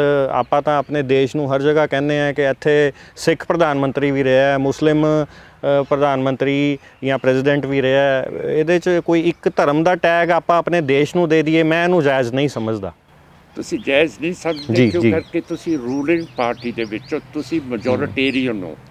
ਤੁਸੀਂ ਵੱਧ ਗਿਣਤੀ ਦੇ ਹੋ, ਤਾਂ ਤੁਸੀਂ ਇਸ ਚੀਜ਼ ਨੂੰ ਨਹੀਂ ਮੰਨਦੇ। ਪਰ ਕਦੇ ਮਿਨੋਰਿਟੀ ਦੀ ਗੱਲ ਕਦੇ ਤੁਸੀਂ ਮੰਨੀ ਹੈ ਕਿ ਜਿਹੜੀ ਮੈਜੋਰਿਟੀ ਹੁੰਦੀ ਹੈ ਉਹ ਘੱਟ ਗਿਣਤੀ ਨੂੰ ਨਾਲ ਲੈ ਕੇ ਚੱਲਦੀ ਹੈ? ਮਾਨ ਸਾਹਿਬ, ਮੈਂ ਗੱਲ ਕਰਦਾ ਹਾਂ ਪੰਜਾਬ ਦੀ। ਜੇ ਵੱਧ ਗਿਣਤੀ ਕਹੇ ਕਿ ਘੱਟ ਗਿਣਤੀ ਸਾਡੇ ਨਾਲ ਚੱਲੇ, ਫਿਰ ਉਹ ਘੱਟ ਗਿਣਤੀ ਤਾਂ ਵੱਧ ਗਿਣਤੀ ਬਣ ਜਾਂਦੀ ਹੈ। ਜੇ ਤੁਹਾਨੂੰ ਇੰਨਾ ਹੀ ਨਹੀਂ ਪਤਾ ਕਿ ਵੱਧ ਗਿਣਤੀ ਤੇ ਮਿਨੋਰਿਟੀ ਤੇ ਮੈਜੋਰਿਟੀ ਦੇ ਵਿੱਚ ਕੀ ਫਰਕ ਹੈ, ਤਾਂ ਫਿਰ ਇਹ ਆਪਣਾ ਇੱਥੇ ਬਹਿਸ ਕਰਨ ਦਾ ਤਾਂ ਕੋਈ ਫਾਇਦਾ ਨਹੀਂ। ਮਾਨ ਸਾਹਿਬ, ਜਿਹੜੀ ਗਿਣਤੀ ਦੀ ਆਪਾਂ ਗੱਲ ਕਰਦੇ ਹਾਂ, ਇਹ ਗਿਣਤੀ ਤੁਸੀਂ ਸਿੱਖਾਂ ਦੀ ਗੱਲ ਕਰਦੇ ਹੋ ਜਾਂ ਪੰਜਾਬੀਆਂ ਦੀ ਗੱਲ ਕਰਦੇ ਹੋ? ਕਿਉਂਕਿ ਮੈਂ ਆਪਣੇ ਆਪ ਨੂੰ ਹਿੰਦੂ ਨਹੀਂ ਮੰਨਦਾ, ਮੈਂ ਆਪਣੇ ਆਪ ਨੂੰ ਸਿੱਖ ਨਹੀਂ ਮੰਨਦਾ, ਪਰ ਮੈਂ ਆਪਣੇ ਆਪ ਨੂੰ ਪੰਜਾਬੀ ਮੰਨਦਾ। ਤੇ ਜਿਹੜੇ ਖਾਲਿਸਤਾਨ ਹੈ ਉਹ ਪੰਜਾਬੀਆਂ ਦਾ ਖਾਲਿਸਤਾਨ ਹੈ ਜਾਂ ਸਿੱਖਾਂ ਦਾ ਖਾਲਿਸਤਾਨ ਹੈ? ਜੀ, ਮੇਰੇ ਹਿਸਾਬ ਨਾਲ ਪੰਜਾਬ ਪਹਿਲੇ ਹੋਇਆ। ਜੀ। But my demand is that Simranjit Sharma and his people should be treated with respect. ਇੱਜ਼ਤ ਦੇ ਨਾਲ ਜੀ ਸਾਡੇ ਨਾਲ ਗੱਲ ਹੋਵੇ, ਜੀ ਜੀ ਟੇਬਲ ਦੇ ਉੱਤੇ ਆ ਕੇ ਬੈਠ ਕੇ ਗੱਲ ਜੀ, ਹੋਵੇ। ਜੀ ਇਹ ਨਹੀਂ ਕਿ ਸਾਰੀਆਂ ਚੀਜ਼ਾਂ ਸਾਡੀਆਂ ਰਿਜੈਕਟ ਗੱਲ ਖਾਲਿਸਤਾਨ ਲਈ ਹੋਵੇ ਮਾਨ ਸਾਹਿਬ ਜਾਂ ਮੁੱਦਿਆਂ ਲਈ ਹੋਵੇ। ਤੁਸੀਂ ਖਾਲਿਸਤਾਨ ਦੀ ਖਾਲਿਸਤਾਨ ਤੇ ਹੀ ਆ ਰਹੇ ਆ। ਮੇਰਾ ਸਵਾਲ ਉਦੋਂ ਵੀ ਇਹ ਸੀਗਾ ਵੀ ਖਾਲਿਸਤਾਨ ਅਸਲ 'ਚ ਹੈ ਕੀ? ਅੱਜ ਆਪਾਂ ਨੂੰ, ਮੈਂ ਆਪਣੇ ਆਪ ਨੂੰ ਵੀ ਪੰਜਾਬੀ ਗਿਣਦਾ ਜੀ, ਤੁਹਾਡੇ ਉਹਦੇ 'ਚ ਗਿਣਦਾ ਕਿ ਅੱਜ ਆਪਾਂ ਪੰਜਾਬੀਆਂ ਨੂੰ ਖਾਲਿਸਤਾਨ ਕਿਉਂ ਚਾਹੀਦਾ? ਬਹੁਤ ਸ਼ੁਕਰੀਆ ਜੀ। ਕਿਸ ਚੀਜ਼ ਲਈ ਖਾਲਿਸਤਾਨ ਤੇ ਕਿਵੇਂ, ਕੀ ਤੁਸੀਂ ਆਈਡੀਓਲੋਜੀ ਹੈ ਉਹਦੇ ਪਿੱਛੇ? ਸ਼ੁਕਰੀਆ ਜੀ। ਜੀ ਜੀ ਜਿਵੇਂ ਹਿੰਦੂ ਦੇ ਕੋਲੇ ਇੰਡੀਆ ਹੈ, ਜੀ ਮੁਸਲਮਾਨ ਕੋਲੇ ਪਾਕਿਸਤਾਨ ਜੀ, ਹੈ, ਇਸੇ ਤਰ੍ਹਾਂ ਪੰਜਾਬੀ ਤੇ ਸਿੱਖ ਕੋਲੇ ਖਾਲਿਸਤਾਨ ਹੋਣਾ ਜੀ ਚਾਹੀਦਾ। ਜੀ ਉਹ ਖਾਲਿਸਤਾਨ ਅੱਡ ਦੇਸ਼ ਹੋਊਗਾ, ਬਿਲਕੁਲ ਅੱਡ। ਉਹਦੇ ਨਾਲ ਸਿੱਖਾਂ ਦੇ, ਪੰਜਾਬੀਆਂ ਦੇ ਰਾਈਟਸ ਜਾਂ ਉਹਨਾਂ ਦੀਆਂ ਸਹੂਲਤਾਂ ਵਧਣਗੀਆਂ ਜੀ, ਜਾਂ ਉਹਨਾਂ ਦੀਆਂ ਮੁਸ਼ਕਲਾਂ ਵਧਣਗੀਆਂ ਜੇ ਅੱਡ ਹੋ ਜਾਊਗਾ। ਪੂਰੇ ਮੁਲਕ ਦੇ ਵਿੱਚ ਕਰੋੜਾਂ ਅਰਬਾਂ ਰੁਪਏ ਦੇ ਪੰਜਾਬੀ ਲੋਕ ਵਪਾਰ ਕਰਦੇ ਨੇ। ਪੂਰੇ ਮੁਲਕ ਦੇ ਵਿੱਚ ਹਰ ਜਗ੍ਹਾ ਆਪਣੇ ਧਰਮ ਦੇ ਗੁਰਦੁਆਰਾ ਸਾਹਿਬ ਨੇ ਜਾਂ ਧਰਮ ਖੇਤਰ ਨੇ, ਵੱਡੇ ਵੱਡੇ ਧਰਮ ਸਥਾਨ ਨੇ। ਅਤੇ ਜੇ ਖਾਲਿਸਤਾਨ ਅਲੱਗ ਹੋ ਗਿਆ, ਸਾਰੇ ਪੰਜਾਬੀ ਤੁਸੀਂ ਉੱਥੇ ਬੁਲਾਓਗੇ ਸਾਰੇ ਮੁਲਕਾਂ ਤੋਂ ਜਿਹੜੇ ਹੋਰ ਕਿਤੇ ਵਸੇ ਹੋਏ ਨੇ? ਤੁਸੀਂ ਦੇਖੋ, ਇਹ ਜਾਣ ਕੇ ਇਹੋ ਜਿਹੀ ਬਹਿਸ ਕਰ ਰਹੇ। ਨਹੀਂ, ਮੈਂ ਜਾਣ ਕੇ ਨਹੀਂ ਕਰ ਰਿਹਾ, ਮੈਂ ਸਿਰਫ ਆਈਡੀਓਲੋਜੀ ਸਮਝਣਾ ਚਾਹੁੰਦਾ ਜੀ। ਆਈਡੀਓਲੋਜੀ ਹੁਣ ਜਿਹੜੇ ਜੂਸ ਨੇ ਉਹ ਨਿਊਯਾਰਕ ਦੇ ਵਿੱਚ ਜ਼ਿਆਦਾ ਹੈ, ਇਜ਼ਰਾਈਲ ਉਹਨਾਂ ਦੀ ਕੰਟਰੀ ਉਹਦੇ 'ਚ ਥੋੜ੍ਹੇ ਹੈ ਨਾ। ਹੁਣ ਸਾਡੇ ਗੁਰਦੁਆਰੇ ਸਾਰੇ ਪਾਕਿਸਤਾਨ ਦੇ ਵਿੱਚ ਹੈਗੇ ਆ। ਉਹੀ ਹੈ ਜੀ, ਸਿੱਖ ਪਹਿਲਾਂ ਹੀ ਉਹਨਾਂ ਗੁਰਦੁਆਰਿਆਂ ਨੂੰ ਯਾਦ ਕਰਦੇ ਨੇ। ਤੇ ਅੱਜ ਜੇ ਖਾਲਿਸਤਾਨ ਨਾਲ ਹੋਰ ਗੁਰਦੁਆਰੇ ਵੀ ਖਾਲਿਸਤਾਨ 'ਚ ਹੀ ਰਹਿ ਗਏ ਤੇ ਜਿਹੜੇ ਬਾਹਰਲੇ ਸਿੱਖ ਨੇ ਉਹ ਫਿਰ ਉਹਨਾਂ ਨੂੰ ਵੀ ਯਾਦ ਕਰਨਗੇ ਦਿਨ ਰਾਤ। ਇਹ ਆਰਗੂਮੈਂਟ ਤੁਹਾਡੀ ਬਿਲਕੁਲ ਗਲਤ ਹੈ। ਅੱਛਾ, ਕਿਉਂ ਕਰਕੇ ਤੁਹਾਡੇ ਜਿਹੜੇ ਕਲਾਸ਼ ਵਗੈਰਾ ਹੈਗੇ ਉਹ ਚੀਨ 'ਚ ਨੇ, ਉੱਥੇ ਜਾਂਦੇ ਹੋ ਤੁਸੀਂ। ਜੀ ਜੀ ਮੁਸਲਮਾਨ ਮੱਕੇ ਜਾਂਦੇ ਹੈ, ਪੈਲਸਟਾਈਨ ਜਾਂਦੇ ਹੈ, ਕ੍ਰਿਸਚਨਸ ਵੀ ਪੈਲਸਟਾਈਨ ਜਾਂਦੇ ਹੈ, ਕ੍ਰਿਸਚਨਸ ਰੋਮ ਵੀ ਜਾਂਦੇ ਹੈ। ਠੀਕ ਹੈ ਜੀ, ਠੀਕ ਹੈ, ਠੀਕ ਹੈ ਜੀ। ਪਰ ਉਹਨਾਂ ਦੇ ਮੁਲਕ ਤਾਂ ਲਹਿਦਾ ਨੇ ਨਾ। ਫਿਰ ਇਹੋ ਜਿਹੀ ਆਰਗੂਮੈਂਟ ਕਰਨ ਦਾ ਕੋਈ ਫਾਇਦਾ ਨਹੀਂ ਹੈ ਕਿ ਜਿਹਦਾ ਵਤਨ ਹੋ। ਅੱਛਾ ਇਹ ਦੱਸੋ, ਹਾਂਜੀ ਹਾਂਜੀ, ਇਹ ਹਿੰਦੂ ਨੂੰ ਇੰਡੀਆ ਪਿਆਰਾ ਕਿਉਂ ਹੈ, ਮੁਸਲਮਾਨ ਨੂੰ ਪਾਕਿਸਤਾਨ ਕਿਉਂ ਪਿਆਰਾ? ਮੇਰਾ ਸਵਾਲ ਦਾ ਜਵਾਬ ਦੇ ਦਿਓ ਬਸ। ਮੇਰੇ ਸਵਾਲ ਦਾ ਮਾਨ ਸਾਹਿਬ ਇਹ ਜਵਾਬ ਹੈ ਕਿ ਮੈਂ ਪੰਜਾਬ ਹੈ, ਮੈਨੂੰ ਪੰਜਾਬੀ ਪਿਆਰਾ ਹੈ। ਇੱਕ ਹਰਿਆਣਵੀ ਹੈ, ਉਹਨੂੰ ਹਰਿਆਣਾ ਪਿਆਰਾ ਹੈ। ਠੀਕ। ਆਪਾਂ ਇਹਦੇ ਵਿੱਚ ਜੇ ਕੋਈ ਆਪਣਾ ਧਰਮ ਨੂੰ ਪਹਿਲੇ ਲਿਆਂਦਾ ਹੈ ਤੇ ਦੇਸ਼ ਤੇ ਆਪਣੇ ਪ੍ਰਦੇਸ਼ ਨੂੰ ਬਾਅਦ 'ਚ ਲਿਆਂਦਾ ਤਾਂ ਮੈਂ ਉਹਨੂੰ ਉਹਦੀ ਮਾਨਸਿਕਤਾ ਕਮਜ਼ੋਰੀ ਕਹਾਂਗਾ। ਮੈਂ ਜੇ ਗੱਲ, ਸਾਡੀ ਮਾਨਸਿਕਤਾ ਕਮਜ਼ੋਰ ਹੈ। ਅਸੀਂ ਆਪਣਾ ਮੁਲਕ ਚਾਹੁੰਦੇ ਹਾਂ ਜਿਵੇਂ ਹਿੰਦੂ ਨੂੰ ਮਿਲਿਆ ਜੀ, ਜਿਵੇਂ ਸਾਡਾ ਨੇਸ਼ਨ ਹੈ ਜੀ। Sikhs are a separate nation. ਹਰੇਕ ਨੇਸ਼ਨ ਦੀ ਅਲੱਗ ਕੰਟਰੀ ਹੁੰਦੀ ਹੈ। We want a separate nation just like the Hindu wants it, just like the Muslim wants it. ਹੁਣ ਇਹ ਮੈਨੂੰ ਦੱਸੋ ਜੀ ਕਿ ਪੰਜਾਬ ਦਾ ਹਿੰਦੂ, ਤੁਸੀਂ ਕਹਿੰਦੇ ਹੋ ਮੈਂ ਜੀ ਪੰਜਾਬੀ ਜੀ, ਪਰ ਜਦੋਂ ਸੈਂਸਸ ਦੇ ਵਿੱਚ ਲਿਖਦੇ ਹੋ ਤੁਸੀਂ ਕਹਿੰਦੇ ਹੋ ਮੇਰੀ ਬੋਲੀ ਹਿੰਦੀ ਹੈ। ਇਹ ਫਿਰ ਦੋ ਨੈਸ਼ਨਲ ਲੈਂਗੁਏਜਸ ਕਿਵੇਂ ਹੋ ਸਕਦੀਆਂ? ਜੇ ਤੁਸੀਂ ਆਪਣੀ ਲੈਂਗੁਏਜ ਨੂੰ ਨਹੀਂ ਕਬੂਲ ਕਰਦੇ ਫਿਰ ਤੁਸੀਂ ਪੰਜਾਬੀ ਕਿਵੇਂ ਹੋ ਸਕਦੇ ਹੋ? ਤੁਸੀਂ ਤਰਜੀਹ ਦਿੰਦੇ ਹੋ ਆਪਣੇ ਮਜ਼ਹਬ ਹਿੰਦੂ ਨੂੰ। ਫਿਰ ਨਾਲੇ ਤੁਸੀਂ ਕਹੀ ਜਾਂਦੇ ਪੰਜਾਬੀ ਹਾਂ ਮੈਂ ਵੀ ਪੰਜਾਬੀ ਹੈਗਾ, ਪਾਕਿਸਤਾਨ ਦੇ ਵੀ ਪੰਜਾਬੀ ਹੈਗੇ। ਜੀ ਜੀ ਜੀ ਜੀ ਜੀ। ਤੇ ਫਿਰ ਇਹ ਤਿੰਨ ਬੰਦਿਆਂ ਨੇ ਇਹ ਪੰਜਾਬ ਨੂੰ ਤੋੜਿਆ ਕਿਉਂ? ਗਾਂਧੀ ਨੇ, ਨਹਿਰੂ ਨੇ ਤੇ ਜਿੰਨੇ ਨੇ ਤੇ ਮਾਊਂਟ ਬੈਟਨ ਤੇ ਪ੍ਰਾਈਮ ਮਿਨਿਸਟਰ ਐਟਲੀ ਨੇ। ਅਸੀਂ ਸਾਰੇ ਪੰਜਾਬੀ ਸੀਗੇ।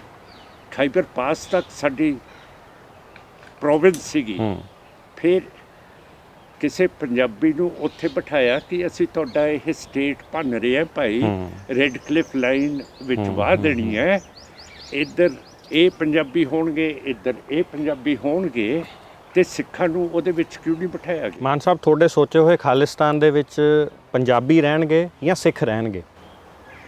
ਇਹ ਤਾਂ ਬੜਾ ਮੁਸ਼ਕਲ ਸਵਾਲ ਹੈ ਜੀ। ਪੰਜਾਬੀ ਕਿਉਂ ਨਹੀਂ ਰਹਿਣਗੇ ਉਹਦੇ? ਪੰਜਾਬੀ ਰਹਿਣਗੇ। ਤੇ ਹੋਰ ਤਾਂ ਫਿਰ ਤੁਹਾਡੇ ਹਰ ਭਾਸ਼ਣ ਦੇ ਵਿੱਚ, ਬਹੁਤ ਸਾਰੀਆਂ ਸਟੇਟਮੈਂਟਸ ਦੇ ਵਿੱਚ ਕਈ ਵਾਰ ਆਉਂਦਾ ਜ਼ਿਕਰ ਵੀ ਕੁਝ ਹਿੰਦੂਆਂ ਨੇ ਸਾਰੀਆਂ ਚੀਜ਼ਾਂ ਉੱਪਰਲੀਆਂ ਖਰਾਬ ਕਰਤੀਆਂ, ਸਿੱਖਾਂ ਨੂੰ ਪਰੇਸ਼ਾਨ ਕਰ ਰਹੇ ਨੇ, ਹਿੰਦੂਤਵ ਨੇ ਸਿੱਖਾਂ ਨੂੰ ਸਫਰ ਕਰਾਇਆ। ਹੁਣ ਹਿੰਦੂ ਤਾਂ ਪੰਜਾਬੀ ਵੀ ਨੇ ਤੇ ਖਾਲਿਸਤਾਨ ਵੀ ਤੁਸੀਂ ਕਹਿ ਰਹੇ ਹੋ ਪੰਜਾਬੀ ਵੀ ਰਹਿ ਸਕਦੇ ਨੇ। ਤਾਂ ਜੇ ਖਾਲਿਸਤਾਨ ਹੋਊਗਾ ਤਾਂ ਫਿਰ ਹਿੰਦੂਆਂ ਦਾ ਮੁਲਕ ਵੀ ਹੋ ਗਿਆ। ਬਿਲਕੁਲ ਹੋਊਗਾ। ਪੰਜਾਬੀਆਂ ਦਾ ਵੀ ਹੋ ਗਿਆ, ਤੇ ਫਿਰ ਇਹ ਸਟੇਟਮੈਂਟਸ ਦੇਣੀਆਂ ਠੀਕ ਨੇ ਮਾਨ ਸਾਹਿਬ ਵੀ ਆਪਾਂ ਬਾਰ-ਬਾਰ ਹਰ ਸਟੇਟਮੈਂਟ ਦੇ ਵਿੱਚ ਹਿੰਦੂਆਂ ਨੂੰ ਕਹਿੰਦੇ ਆਪਾਂ, ਉਹ ਹਿੰਦੂ ਪੰਜਾਬੀ ਵੀ ਤਾਂ ਹੋਣਗੇ ਮਾਨ ਸਾਹਿਬ। ਚਲੋ ਠੀਕ ਹੈ, ਪੰਜਾਬ ਤੋਂ ਬਾਹਰ ਦੇ ਵੀ ਹੋਣਗੇ, ਪਰ ਪੰਜਾਬ ਦੇ ਹਿੰਦੂ ਵੀ ਤਾਂ ਹੈਗੇ ਨੇ ਜਿਹੜੇ ਪੰਜਾਬ ਨੂੰ ਆਪਣਾ ਮੰਨਦੇ ਨੇ। ਓਕੇ, ਮੈਨੂੰ ਇਹ ਜਵਾਬ ਦਿਓ ਜੀ। ਕਿ ਬਲੂ ਸਟਾਰ ਕਿੰਨੇ ਕਰਾਇਆ ਹੈਗਾ?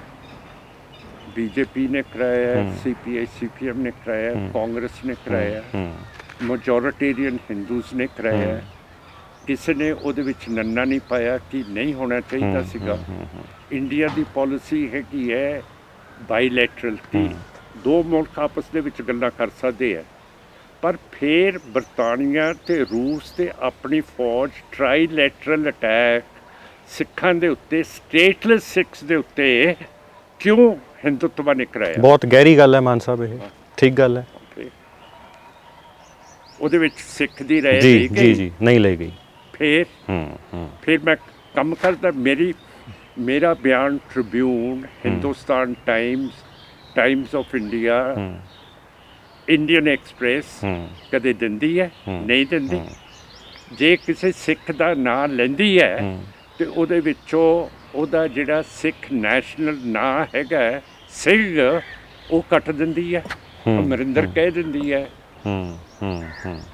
ਫਿਰ ਮੇਰਾ ਮਤਲਬ, ਮੇਰਾ ਲੌਜਿਕ ਗਲਤ ਹੈ ਕਿ ਮੈਂ ਪਿੱਟ ਰਿਹਾ ਇੱਕ ਮਿਨੋਰਿਟੀ ਕਿ ਸਾਨੂੰ ਹੱਕ ਮਿਲਣੇ ਚਾਹੀਦੇ ਹੈ। ਜੇ ਲਾਹੌਰ ਗਾਂਧੀ, ਨਹਿਰੂ, ਜਿਨੇ ਐਟਲੀ ਤੇ ਮਾਊਂਟਬੈਟਨ ਤੇ ਸਾਡੇ ਪੰਜਾਬੀਆਂ ਤੋਂ ਲੈ ਲਿਆ, ਤੇ ਨਹਿਰੂ ਨੇ ਕਿਹਾ ਕਿ ਲਾਹੌਰ ਦੀ ਜਗ੍ਹਾ ਮੈਂ ਤੁਹਾਨੂੰ ਚੰਡੀਗੜ੍ਹ ਦੇ ਰਿਹਾ ਜੀ। ਹੁਣ 2 ਗਜ਼ ਜ਼ਮੀਨ ਇੰਡੀਆ ਦਾ ਸਕੁਆਇਰ ਕਿਲੋਮੀਟਰ ਏਰੀਆ, ਮੇਰਾ ਮਤਲਬ ਹੈ 3.28 ਮਿਲੀਅਨ ਸਕੁਆਇਰ ਕਿਲੋਮੀਟਰਸ ਹੈ। ਸਾਨੂੰ 2 ਗਜ਼ ਜ਼ਮੀਨ ਨਸੀਬ ਨਹੀਂ ਹੈ ਕਿ ਅਸੀਂ ਆਪਣਾ ਕੈਪੀਟਲ ਲੈ ਲਈਏ, ਆਪਣਾ ਕੈਪੀਟਲ ਬਣਾ ਦਈਏ। ਉਹਨਾਂ ਦਾ ਕਹਿਣਾ ਇੰਨੀ ਤੰਗ ਦਿਲੀ ਹੈ ਕਿ ਅਸੀਂ ਆਪਣਾ ਕੈਪੀਟਲ ਨਹੀਂ ਲੈ ਸਕਦੇ। ਹੈਡਵਰਕਸ ਦੇ ਉੱਤੇ ਸਾਡਾ ਬੰਦਾ ਜਿਹੜਾ ਸੀਗਾ ਪੰਜਾਬ ਦਾ ਰਿਪਰੈਜ਼ੈਂਟੇਟਿਵ, ਉਹ ਸੈਂਟਰ ਨੇ ਕੱਢਤਾ। ਤੁਸੀਂ ਦੇਖੋ, you are a nationalist, you appreciate all these things, but you know what the consequences ਆ।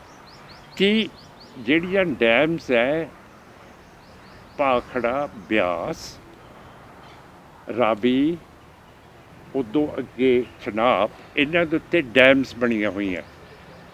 ਇਹਨਾਂ ਨੂੰ ਜੰਗ ਦਾ ਸ਼ਸਤਰ ਬਤੌਰ ਇਸਤੇਮਾਲ ਕੀਤਾ ਜਾ ਸਕਦਾ ਹੈ। ਜੀ ਜੀ। ਤੇ ਜੇ ਪੰਜਾਬ ਦਾ ਰਿਪਰੈਜ਼ੈਂਟੇਟਿਵ ਉਹਦੇ ਚੋਂ ਬਾਹਰ ਕੱਢਤਾ ਬੋਰਡ 'ਚ, ਮੇਰਾ ਸ਼ੱਕ ਹੈ, ਤੁਹਾਡਾ ਨਹੀਂ ਹੈ, ਤੁਹਾਡੀ ਤੁਸੀਂ ਫਰਾਕ ਦਿਲੀ ਹੋ, ਕਿ ਉਹ ਤਾਂ ਕੱਢਿਆ ਕਿ ਕਿਸੇ ਵੇਲੇ ਅਸੀਂ ਜੇ ਇਹ ਗੇਟ ਖੋਲ੍ਹ ਦਈਏ ਤੇ ਸਾਰਾ ਇੰਡਸ ਬੇਸਨ ਰੁੜ ਜਾਵੇ, ਤੇ weapon of war, hydrological weapon of war ਨੂੰ ਯੂਜ਼ ਕਰ ਸਕਦੇ ਹੈ। ਇਹ ਮੇਰਾ ਡਰ ਹੈ ਜੀ, ਐਜ਼ ਅ ਸਿੱਖ ਰਿਪਰੈਜ਼ੈਂਟੇਟਿਵ। ਜੀ ਜੀ ਮਾਨ ਸਾਹਿਬ, ਤੁਸੀਂ ਕਿਹਾ ਸਾਡੀ ਜ਼ਮੀਨ ਸਾਨੂੰ ਦੇ ਦਿੱਤੀ ਜਾਵੇ। ਹਰਿਆਣਾ ਇਹ ਕਹਿੰਦਾ ਹੈ ਕਿ ਪੰਜਾਬ ਦੇ ਜਿਹੜੇ ਹਿੱਸਿਆਂ 'ਚ ਹਿੰਦੀ ਬੋਲੀ ਜਾਂਦੀ ਹੈ ਉਹ ਸਾਡੀ ਜ਼ਮੀਨ ਹੈ, ਤਾਂ ਫਿਰ ਹੁਣ ਜੇ ਡੇਰਾ ਬੱਸੀ ਹੈ ਜਾਂ ਖਰੜ ਹੈ ਉਹ ਹਰਿਆਣੇ ਨੂੰ ਦੇ ਦਿੱਤਾ ਜਾਵੇ। ਇਹਦੇ ਬਾਰੇ ਤੁਸੀਂ ਕੀ ਕਹਿਣਾ ਚਾਹੋਗੇ? ਮੈਂ ਕਹਿੰਦਾ ਜੀ, ਸਾਨੂੰ ਪਾਕਿਸਤਾਨ ਨਾਲ ਰਲਾ ਦਿਓ, ਅਸੀਂ ਸਾਰਾ ਹਰਿਆਣਾ ਦੇ ਦਿੰਦੇ ਹਾਂ, ਪੰਜਾਬ ਦੇ ਦਿੰਦੇ ਹਾਂ ਜੀ। ਸਾਨੂੰ 2 ਟੁਕੜੇ ਕਰਤਾਰਪੁਰ ਸਾਹਿਬ ਦੇ ਦਿਓ, ਅਸੀਂ ਉੱਥੇ ਚਲੇ ਜਾਂਦੇ ਹਾਂ। ਤੁਸੀਂ ਪੰਜਾਬ ਸਾਰਾ ਲੈ ਲਓ, ਹਰਿਆਣਾ ਨੂੰ, ਸਾਨੂੰ ਤੁਹਾਡਾ ਕੱਖ ਨਹੀਂ ਚਾਹੀਦਾ, ਬਸ। ਬਲੂ ਸਟਾਰ ਆਪਰੇਸ਼ਨ ਦੀ ਆਪਾਂ ਗੱਲ ਕਰ ਰਹੇ ਸੀ ਮਾਨ ਸਾਹਿਬ, ਸਾਰਾ ਲੈ ਲਓ। ਇਹ ਮਹਾਨ ਸ਼ਖਸੀਅਤ ਸੀਗੇ ਸੰਤ ਭਿੰਡਰਾਂ ਵਾਲੇ, ਹੁਣ ਉਹਨਾਂ ਨੂੰ ਦੀਪ ਸਿੱਧੂ ਦੇ ਨਾਂ ਨਾਲ ਜੋੜਿਆ ਜਾਂਦਾ ਹੈ, ਦੀਪ ਸਿੱਧੂ ਨੂੰ ਉਹਨਾਂ ਦੇ ਬਰਾਬਰ ਰੱਖਿਆ ਜਾਂਦਾ ਹੈ। ਇਹ ਗੱਲ ਤੁਹਾਨੂੰ ਸਹੀ ਲੱਗਦੀ ਹੈ ਵੀ ਆਪਾਂ ਇੱਕ ਸੰਤ ਦੇ ਨਾਲ ਦੀਪ ਸਿੱਧੂ ਦੀ ਇਮੇਜ ਪੋਰਟਰੇ ਕਰ ਰਹੇ ਹਾਂ, ਬਰਾਬਰ ਰੱਖ ਰਹੇ ਹਾਂ? ਦੀਪ ਸਿੰਘ ਸਿੱਧੂ ਇੱਕ ਬਹੁਤ ਤਕੜਾ ਵਕੀਲ ਸੀਗਾ, ਲਾਅ ਕਰਕੇ ਆਇਆ ਸੀ ਕਿੰਗਸ ਕਾਲਜ ਲੰਡਨ ਤੋਂ, ਤੇ ਉਹ ਬਹੁਤ ਸੋਹਣੀ ਲਾਈਨ ਦੇ ਉੱਤੇ ਚੱਲ ਰਿਹਾ ਸੀਗਾ, ਆਫ ਅ ਸੈਪਰੇਟ ਸਟੇਟ ਜੀ। ਤੇ ਉਸ ਨੂੰ ਮਾਰਿਆ ਗਿਆ, ਉਸ ਨੂੰ ਗਵਰਨਮੈਂਟ ਆਫ ਇੰਡੀਆ ਨੇ ਮਰਵਾ ਦਿੱਤਾ ਹੈ ਕਿ ਇਹ ਤੇਜ਼ ਹੈ ਤੇ ਇਹ ਅੱਗੇ ਤੋਂ ਸਾਡਾ ਬੜਾ ਨੁਕਸਾਨ ਕਰੂਗਾ। ਜਿਹੜੀ ਉਹਦੀ ਇੰਟਰੋਗੇਸ਼ਨ ਹੋਈ ਹੈ, ਉਹਦੇ ਤੋਂ ਮੈਨੂੰ ਸਿੱਧ ਲੱਗਦਾ ਹੈ ਕਿ ਇਸ ਨੂੰ ਗਵਰਨਮੈਂਟ ਆਫ ਇੰਡੀਆ ਨੇ ਮਰਵਾਇਆ ਗਿਆ, ਜਿਵੇਂ ਇੱਕ ਟੌਪ ਜਰਨਲਿਸਟ ਧਿਰਨ ਭਗਤ ਨੂੰ ਮਾਰਤਾ ਸੀ ਗਵਰਨਮੈਂਟ ਆਫ ਇੰਡੀਆ ਨੇ, ਜਿਹਨੇ ਆਕਸਫੋਰਡ ਦਾ ਪੜ੍ਹਿਆ ਹੋਇਆ ਧਿਰਨ ਭਗਤ ਨੇ ਰਿਵੀਲ ਕੀਤਾ ਸੀ ਕਿ ਜਦੋਂ ਸਿੱਖ ਆਜ਼ਾਦੀ ਮੰਗ ਰਹੇ ਸੀਗੇ ਉਹਨਾਂ ਦਿਨਾਂ 'ਚ, ਉਹਨਾਂ ਦਿਨਾਂ ਦੇ ਵਿੱਚ ਅਫਗਾਨਿਸਤਾਨ ਦੇ ਉੱਤੇ ਕਬਜ਼ਾ ਰੂਸ ਦਾ ਸੀਗਾ, ਸੋਵੀਅਤ ਦਾ। ਤੇ ਸੋਵੀਅਤ ਰੂਸ ਤੋਂ ਬਹੁਤ ਜ਼ਿਆਦਾ ਹਵਾਈ ਜਹਾਜ਼ ਭਰੇ ਇਨਫੈਂਟਰੀ ਵੈਪਨਸ ਦੇ ਮੰਗਾਏ ਗਏ ਸੀਗੇ। ਤੇ ਫਿਰ ਇਹ ਜਿਹੜੇ ਬੰਦੇ ਕਾਊਂਟਰ ਇਨਸਰਜੈਂਟ ਸੀਗੇ, ਜਿਨ੍ਹਾਂ ਨੂੰ ਕੈਟ ਕਹਿੰਦੇ ਆ, ਇਹਨਾਂ ਨੂੰ ਬਾਬਾ ਬਿਰਸਾ ਸਿੰਘ ਦੇ ਡੇਰੇ ਦੇ ਵਿੱਚ ਸਿਖਾਇਆ ਗਿਆ ਸੀ, ਜਿਹੜਾ ਸਿੱਖਾਂ ਦਾ ਵਤੀਰਾ ਹੈ, ਜਿਵੇਂ ਇਹਨਾਂ ਦਾ ਸੁਭਾਅ ਹੈ, ਜਿਵੇਂ ਇਹਨਾਂ ਦਾ ਵਿਰਸਾ ਹੈ, ਜਿਹੋ ਜਿਹੀ ਇਹ ਕੱਪੜੇ ਪਹਿਨਦੇ ਹੈ, ਕਿਵੇਂ ਪਾਠ ਕਰਦੇ ਆ ਪੰਜ ਬਾਣੀਆਂ ਦਾ, ਕੀ ਕਰਦੇ ਆ, ਸਾਰਾ ਸਿਖਾ ਕੇ ਉਹ ਸ਼ਸਤਰ ਦੇ ਕੇ ਇਹਨਾਂ ਨੂੰ ਸਿੱਖ ਆਜ਼ਾਦੀ ਮੰਗਦੇ ਨੌਜਵਾਨਾਂ ਦੇ ਵਿੱਚ ਘੁਸਪੈਠ ਕੀਤੀ ਗਈ ਸੀ। ਤੁਸੀਂ ਮਾਨ ਸਾਹਿਬ ਉਹ ਮੰਦਭਾਗੇ ਐਕਸੀਡੈਂਟ ਨੂੰ ਐਕਸੀਡੈਂਟ ਨਹੀਂ ਮੰਨਦੇ, ਕੌਮੀ ਸ਼ਹੀਦ ਮੰਨਦੇ ਹੋ ਦੀਪ ਸਿੱਧੂ ਨੂੰ, ਜੋ ਹੋਇਆ 14 ਫਰਵਰੀ ਜਾਂ 15 ਫਰਵਰੀ ਨੂੰ ਦੀਪ ਸਿੱਧੂ ਸਾਹਿਬ ਨਾਲ? ਉਹਨੂੰ ਤੁਸੀਂ ਕੌਮੀ ਸ਼ਹੀਦ, ਕੌਮੀ ਸ਼ਹਾਦਤ ਕਹੋਗੇ ਜਾਂ ਇੱਕ ਮੰਦਭਾਗਾ ਐਕਸੀਡੈਂਟ ਕਹੋਗੇ ਜੋ ਜਿਸ ਨਾਲ ਉਹਨਾਂ ਦੀ ਮੌਤ ਹੋਈ? ਇਹ ਸੈਂਟਰ ਨੇ ਭਾਈ ਸਾਹਿਬ ਜਿਵੇਂ ਧਿਰਨ ਭਗਤ ਨੂੰ, ਅੱਛਾ ਤੁਹਾਡਾ ਮੰਨਣਾ ਇਹ ਹੈ ਕਿ ਤੁਸੀਂ ਕੋਈ ਕਮਿਸ਼ਨ ਵੀ ਬਿਠਾਉਣਾ ਚਾਹੁੰਦੇ ਸੀਗੇ ਇਹ ਸਾਰੀ ਚੀਜ਼ ਦੀ ਇਨਵੈਸਟੀਗੇਸ਼ਨ ਕਰਾਉਣ ਲਈ? ਉਹਦਾ ਜੀ ਅਸੀਂ ਦੇਖੋ, ਜਿਹੜਾ ਪ੍ਰਾਈਮ ਮਿਨਿਸਟਰ ਲੈਬਨਾਨ ਦਾ ਸੀਗਾ ਹਰਾਰੇ, ਉਹਨੂੰ ਅਸੈਸੀਨੇਟ ਮਾਰਿਆ ਗਿਆ ਸੀਗਾ। ਉਹਦੀ ਤਫਤੀਸ਼ ਕਰਨ ਨੂੰ ਇੰਟਰਨੈਸ਼ਨਲ ਕਮਿਸ਼ਨ ਬੈਠਾ ਸੀਗਾ। ਜਿਹੜੀ ਬੇਨਜ਼ੀਰ ਭੁੱਟੋ ਸੀ ਪਾਕਿਸਤਾਨ ਦੀ ਪ੍ਰਾਈਮ ਮਿਨਿਸਟਰ, ਉਹਦੀ ਵੀ ਤਫਤੀਸ਼ ਇੰਟਰਨੈਸ਼ਨਲ ਕਮਿਸ਼ਨ ਨੇ ਕੀਤੀ ਸੀ। ਅਸੀਂ ਚਾਹੁੰਦੇ ਹਾਂ ਕਿ ਇੰਡੀਆ ਜਿਸ ਨੇ ਕਤਲ ਕਰਾਇਆ ਹੈ, ਉਹ ਇਹਦੀ ਤਫਤੀਸ਼ ਕਰਨ ਦੇ ਯੋਗ ਨਹੀਂ ਹੈ। ਉਹ ਇੱਕ ਦੋਸ਼ੀ ਹੈ। ਇਹਦੀ ਇੰਟਰਨੈਸ਼ਨਲ ਪੱਧਰ ਦੇ ਉੱਤੇ ਇਹਦੀ ਤਫਤੀਸ਼। ਤੁਸੀਂ ਸਰਕਾਰ ਨੂੰ ਕਿਹਾ ਜੀ ਇਸ ਬਾਰੇ, ਸੈਪਰੇਟ ਇੱਕ ਕਮਿਸ਼ਨ ਬਣਾਉਣ ਬਾਰੇ, ਇਸ ਦੀ ਤਫਤੀਸ਼ ਬਾਰੇ? ਹੁਣ ਕਾਤਲ ਨੂੰ ਤੁਸੀਂ ਬਹੁਤ ਜ਼ਿੰਮੇਵਾਰ ਤੇ ਇੰਟੈਲੀਜੈਂਟ ਹੋ। ਹੁਣ ਮੈਂ ਉਸ ਸਰਕਾਰ ਨੂੰ ਕਹਾ ਜਿਸ ਨੇ ਕਤਲ ਕਰਾਇਆ। ਅੱਛਾ, ਸਰਕਾਰ ਨੇ ਹੀ ਕਤਲ ਕਰਾਇਆ ਤੁਹਾਡਾ ਮੰਨਣਾ ਹੈ? ਤੁਸੀਂ ਅਜੇ ਤੱਕ ਸਮਝੇ ਨਹੀਂ ਮੇਰੀ ਗੱਲ। ਮੈਂ ਸਮਝ ਗਿਆ ਜੀ ਤੁਹਾਡੀ ਗੱਲ। ਮੈਂ ਜਸਟ ਪੁੱਛਣਾ ਚਾਹੁੰਦਾ ਹਾਂ ਵੀ ਕਮਿਸ਼ਨ ਬਣਾਉਣ ਦੀ ਤੁਸੀਂ ਗੱਲ ਉਦੋਂ ਜੇ ਕੀਤੀ ਤਾਂ ਉਦੋਂ ਵੀ ਤੁਹਾਨੂੰ ਪਤਾ ਸੀ ਵੀ ਕਤਲ ਸਰਕਾਰ ਨੇ ਕਰਾਇਆ ਤੇ ਕਮਿਸ਼ਨ ਵੀ ਸਰਕਾਰ ਨੇ ਬਣਾਉਣਾ? ਮੈਂ ਹਮੇਸ਼ਾ ਇੰਟਰਨੈਸ਼ਨਲ ਕਮਿਸ਼ਨ ਦੀ ਗੱਲ ਕੀਤੀ ਹੈ, ਹਰਾਰੇ ਦੀ ਗੱਲ ਕੀਤੀ ਹੈ, ਬੇਨਜ਼ੀਰ ਭੁੱਟੋ ਦੀ ਗੱਲ ਕੀਤੀ ਹੈ। ਜਿਹੜੇ ਬਾਹਰ ਦੇ ਸਿੱਖ ਦੇ ਜਥੇਬੰਦੀਆਂ ਐਕਸਪਲੋਰ ਕਰ ਰਹੀਆਂ ਹੈ ਕਿ ਕਿਵੇਂ ਅਸੀਂ ਇੰਟਰਨੈਸ਼ਨਲ ਕਮਿਸ਼ਨ ਤੋਂ ਇਹਦੀ ਤਫਤੀਸ਼ ਕਰਵਾ ਸਕੀਏ। ਜੇ ਮਾਨ ਸਾਹਿਬ ਉਹਨਾਂ ਦੀ ਆਈਡੀਓਲੋਜੀ 'ਚ ਖਾਲਿਸਤਾਨ ਸੀਗਾ, ਬਹੁਤ ਵੱਡੇ ਵਕੀਲ ਸੀਗੇ ਦੀਪ ਸਿੰਘ ਸਿੱਧੂ ਸਾਹਿਬ, ਪਰ ਦੁਬਾਰਾ ਫੇਰ ਮੇਰਾ ਸਵਾਲ ਉਹੀ ਹੈ ਵੀ ਸੰਤ ਭਿੰਡਰਾਂਵਾਲੇ ਦੇ ਨਾਲ ਆਪਾਂ ਉਹਨਾਂ ਨੂੰ ਖੜਾ ਕਰ ਸਕਦੇ ਹਾਂ ਜੀ? ਆਪਣੀ ਕੌਮ, ਆਪਣਾ ਧਰਮ, ਆਪਾਂ ਉਹਨਾਂ ਨੂੰ ਬਰਾਬਰੀ ਦੇ ਸਕਦੇ ਹਾਂ ਕਿ ਲੋਕ ਉਹਨਾਂ ਨੂੰ ਹੁਣ ਬਰਾਬਰ ਗਿਣ ਰਹੇ ਨੇ ਸੰਤ ਭਿੰਡਰਾਂਵਾਲੇ ਦੇ? ਹੁਣ ਬਾਬਾ ਦੀਪ ਸਿੰਘ ਨੇ ਆਪਣੀ ਸ਼ਹਾਦਤ ਦਿੱਤੀ ਜਦੋਂ ਦਰਬਾਰ ਸਾਹਿਬ ਦੇ ਉੱਤੇ ਅਟੈਕ ਹੋਇਆ। ਸੰਤ ਜਰਨੈਲ ਸਿੰਘ ਨੇ ਆਪਣੀ ਸ਼ਹਾਦਤ ਦਿੱਤੀ ਜਦੋਂ ਦਰਬਾਰ ਸਾਹਿਬ 'ਤੇ ਅਟੈਕ ਹੋਇਆ। ਹੁਣ ਆਪਾਂ ਕਹਿ ਸਕਦੇ ਹਾਂ ਕਿ ਕੌਣ ਵੱਡਾ ਕੌਣ ਛੋਟਾ? ਜੇ ਉਸਨੇ ਕੌਮ ਦੇ ਲਈ ਸ਼ਹਾਦਤ ਦਿੱਤੀ ਹੈ, ਆਪਾਂ ਕਿਵੇਂ ਕਹਿ ਸਕਦੇ ਹਾਂ ਇਹ ਵੱਡਾ ਹੈ ਜਾਂ ਛੋਟਾ? ਉਹ ਸ਼ਹੀਦ ਹੈ। ਦੱਸਣਾ ਉਹ ਸਾਕੇ ਇਹੋ ਜਿਹੇ ਸੀਗੇ ਜੀ, ਉਹ ਮਾਹੌਲ ਇਹੋ ਜਿਹਾ ਸੀਗਾ ਤੇ ਇਹ ਇੱਕ ਸੜਕ ਦਾ ਐਕਸੀਡੈਂਟ ਹੈ ਜੋ ਲੋਕ ਮੰਨਦੇ ਨੇ ਜਾਂ ਜੋ ਕਿਹਾ ਜਾਂਦਾ ਹੈ। ਇਹ ਸ਼ਹਾਦਤ ਦੇ ਨਾਲ ਜੋੜਿਆ ਜਾਂਦਾ ਹੈ। ਮੈਜੋਰਿਟੇਰੀਅਨ ਜਿਹੜੀ ਵੱਧ ਗਿਣਤੀ ਹੈ ਜੀ, ਉਹ ਮੰਨਦੇ ਨੇ। ਅੱਛਾ, ਸਿੱਖ ਨਹੀਂ ਮੰਨਦੇ। ਇਹਦੇ ਤੇ ਤੁਸੀਂ ਆਪਣੇ ਕੈਮਰੇ ਦੇ ਉੱਤੇ ਵੋਟ ਪਵਾ ਲਓ ਕਿ ਤੁਸੀਂ ਸਮਝਦੇ ਹੋ ਕਿ ਇਹ ਸੈਂਟਰ ਨੇ ਮਰਵਾਏ ਹੈ ਕਿ ਇਹ ਐਕਸੀਡੈਂਟ ਹੈ। ਤੁਸੀਂ ਜਦੋਂ ਆਪਣੇ ਨੈੱਟ ਦੇ ਉੱਤੇ ਪਾਓਗੇ ਜੀ ਤੇ ਉਹਦਾ ਜਦੋਂ ਜਵਾਬ ਸਿੱਖਾਂ ਤੋਂ ਆਊਗਾ ਉਹ ਸਾਡੇ ਅੱਗੇ ਪੇਸ਼ ਕਰ ਦਿਓ। It's very easy. Mann Sahib, ਇਹਦੇ ਵਿੱਚ ਇਲੈਕਸ਼ਨਾਂ ਦੇ ਵਿੱਚ ਦੀਪ ਸਿੱਧੂ ਸਾਹਿਬ ਤੁਹਾਡੇ ਕੈਂਪੇਨ ਦੇ ਵਿੱਚ ਬਹੁਤ ਜ਼ਿਆਦਾ ਐਕਟਿਵ ਸੀਗੇ। ਉਹ ਕੀ ਸਿੱਖੀ ਮਾਡਲ ਕਰਕੇ ਐਕਟਿਵ ਸੀਗੇ ਜਾਂ ਸੈਲੀਬ੍ਰਿਟੀ ਇਮੇਜ ਕਰਕੇ ਐਕਟਿਵ ਸੀਗੇ? ਕਈ ਜਗ੍ਹਾ ਮੈਂ ਦੇਖਿਆ ਵੀ ਇੱਕ ਹੱਥ ਉਹਨਾਂ ਨੇ ਝਾੜੂ ਚੱਕਿਆ ਹੋਇਆ ਸੀ ਤੇ ਇੱਕ ਹੱਥ ਤਲਵਾਰ ਚੱਕੀ ਹੋਈ ਸੀ। ਤਲਵਾਰ ਮੇਰੀ ਲੋਕਾਂ ਨੂੰ ਖਾਲਿਸਤਾਨ ਜਾਂ ਸਿੱਖੀਜ਼ਮ ਦੇ ਨਾਂ ਤੇ ਵੋਟਾਂ ਦੀ ਅਪੀਲ ਕੀਤੀ ਜਾਂਦੀ ਸੀਗੀ। ਝਾੜੂ ਤੇ ਤਲਵਾਰ ਇੱਕੋ ਹੱਥ 'ਚ ਚੱਕਣਾ ਦੀਪ ਸਿੱਧੂ ਦੇ ਠੀਕ ਮੰਨਦੇ ਸੀ ਤੁਸੀਂ? ਬਿਲਕੁਲ ਗਲਤ ਤੁਸੀਂ ਕਹਿ ਰਹੇ ਹੋ। ਮੈਂ ਉਹ ਵੀਡੀਓ ਆਪ ਦੇਖਿਆ ਜੀ ਵੀ ਇੱਕ ਹੱਥ ਝਾੜੂ ਤੇ ਇੱਕ ਹੱਥ 'ਚ ਤਲਵਾਰ। ਮੈਂ ਉਸੇ ਦੀ ਗੱਲ ਕਰਦਾ। ਜੀ ਝਾੜੂ ਦਾ ਮਤਲਬ ਹੈ ਕਿ ਤੁਸੀਂ ਸ਼ੁੱਧ ਰਹੋ ਜੀ, ਮਨੂਵਾਦ ਦੇ ਜੀ ਥੱਲੇ ਤੁਸੀਂ ਡਿਗੇ ਹੋਏ ਹੋ। ਜਿਹੜਾ ਗੁਰੂ ਨਾਨਕ ਸਾਹਿਬ ਨੇ ਝਾੜੂ ਸਾਡੇ ਹੱਥ ਦੇ ਵਿੱਚੋਂ ਕੱਢਤਾ ਜੀ।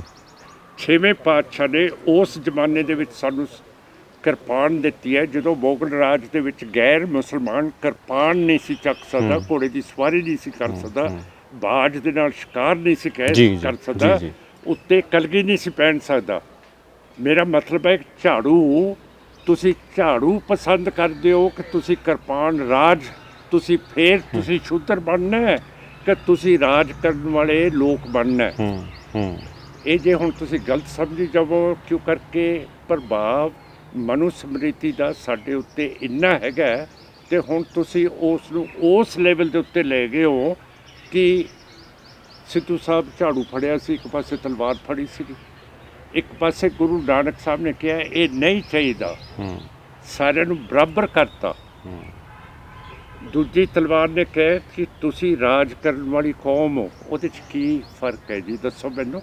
ਜੇ ਆਪਣੇ ਲੋਕਾਂ ਨੂੰ ਛੋਟੇ ਮਨੋਵਾਦ ਤੋਂ ਕੱਢ ਕੇ ਤਲਵਾਰ ਵਾਲੇ ਪਾਸੇ ਇੱਕ ਲੀਡਰ ਲੈ ਕੇ ਆ ਰਿਹਾ ਹੈ, ਉਹਦੇ 'ਚ ਕੀ ਇਹ ਤੁਹਾਨੂੰ ਮਾੜਾ ਲੱਗੇ?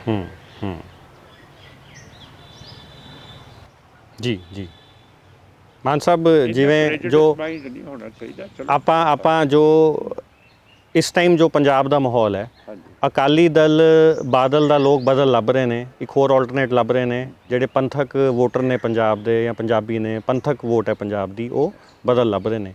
ਪਰ ਜਦੋਂ ਤੁਸੀਂ ਖਾਲਿਸਤਾਨ ਏਜੰਡੇ ਨੂੰ ਮੇਨ ਰੱਖਦੇ ਹੋ ਆਪਣੇ ਇਲੈਕਸ਼ਨਾਂ ਦੇ ਵਿੱਚ ਜਾਂ ਹਰ ਚੀਜ਼ ਦੇ ਵਿੱਚ, ਤਾਂ ਜਿਹੜਾ ਪੰਜਾਬ ਦਾ ਹਿੰਦੂ ਵੋਟਰ ਹੈ ਜਾਂ ਨੌਨ ਪੰਥਕ ਵੋਟਰ ਹੈ, ਉਹ ਤੁਹਾਡੇ ਵੱਲ ਨਹੀਂ ਆਉਂਦਾ, ਤੇ ਇਨਡਾਇਰੈਕਟਲੀ ਦੂਜੇ ਪਾਸੇ ਉਹ ਵੋਟਰ ਫਿਰ ਦੁਬਾਰਾ ਕਾਂਗਰਸ ਜਾਂ ਹੋਰ ਪਾਰਟੀਆਂ ਵੱਲ ਚਲਾ ਜਾਂਦਾ ਹੈ। ਤਾਂ ਤੁਹਾਨੂੰ ਨਹੀਂ ਲੱਗਦਾ ਇਹ ਅੰਨੀ ਪੰਥਕ, ਅੰਨੀ ਗੂੜੀ ਸੋਚ ਹੈ ਜਿਹੜੀ ਤੁਹਾਡੀ ਪੰਥਕ ਸੋਚ ਹੈ, ਉਹਦਾ ਤੁਹਾਡੀ ਪਾਰਟੀ ਵਾਸਤੇ ਜਾਂ ਸ਼੍ਰੋਮਣੀ ਅਕਾਲੀ ਦਲ ਮਾਨ ਵਾਸਤੇ ਇਹ ਚੀਜ਼ ਨਹੀਂ ਠੀਕ ਹੈਗੀ?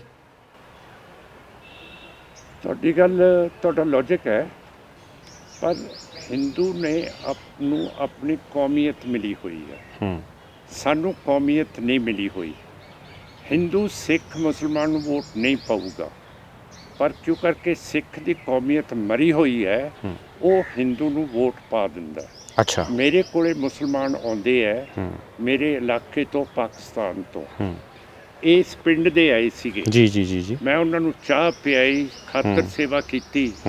ਮੈਂ ਕਿਹਾ 1947 ਦੇ ਵਿੱਚੋਂ ਤੁਸੀਂ ਇਹੀ ਪਿੰਡ ਛੱਡ ਕੇ ਗਏ ਹੋ, ਤੇ ਇਹ ਖੂਨ ਖਰਾਬਾ ਇੰਨਾ ਹੋਇਆ ਹੈ, ਇਹਦਾ ਫਾਇਦਾ ਕੀ?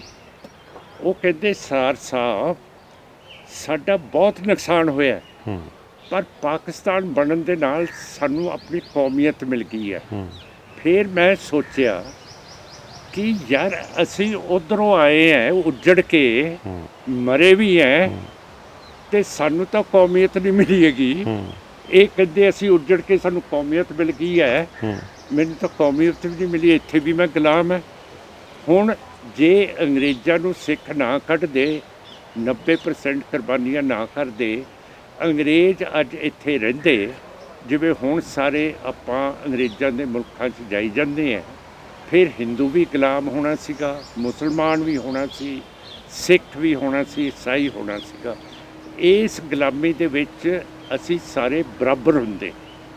ਪਰ ਜਿਹੜਾ ਹਿੰਦੂ ਤੇ ਮੁਸਲਮਾਨ ਨੂੰ ਆਪਣਾ ਕੌਮੀਅਤ ਮਿਲ ਗਈ ਹੈ, ਉਹਨਾਂ ਦੇਸ਼ਾਂ ਦੇ ਵਿੱਚ, ਇੰਡੀਆ ਦੇ ਵਿੱਚ ਸਿੱਖ ਗੁਲਾਮ ਹੈ, ਪਾਕਿਸਤਾਨ ਦੇ ਵਿੱਚ ਸਿੱਖ ਗੁਲਾਮ ਹੈ, ਤਾਂ ਅਸੀਂ ਤਾਂ ਗੁਲਾਮੀ ਤੋਂ ਉੱਠ ਹੀ ਨਹੀਂ ਸਕੇ। ਹਿੰਦੂ ਤਾਂ ਲੈ ਗਏ ਆਪਣਾ।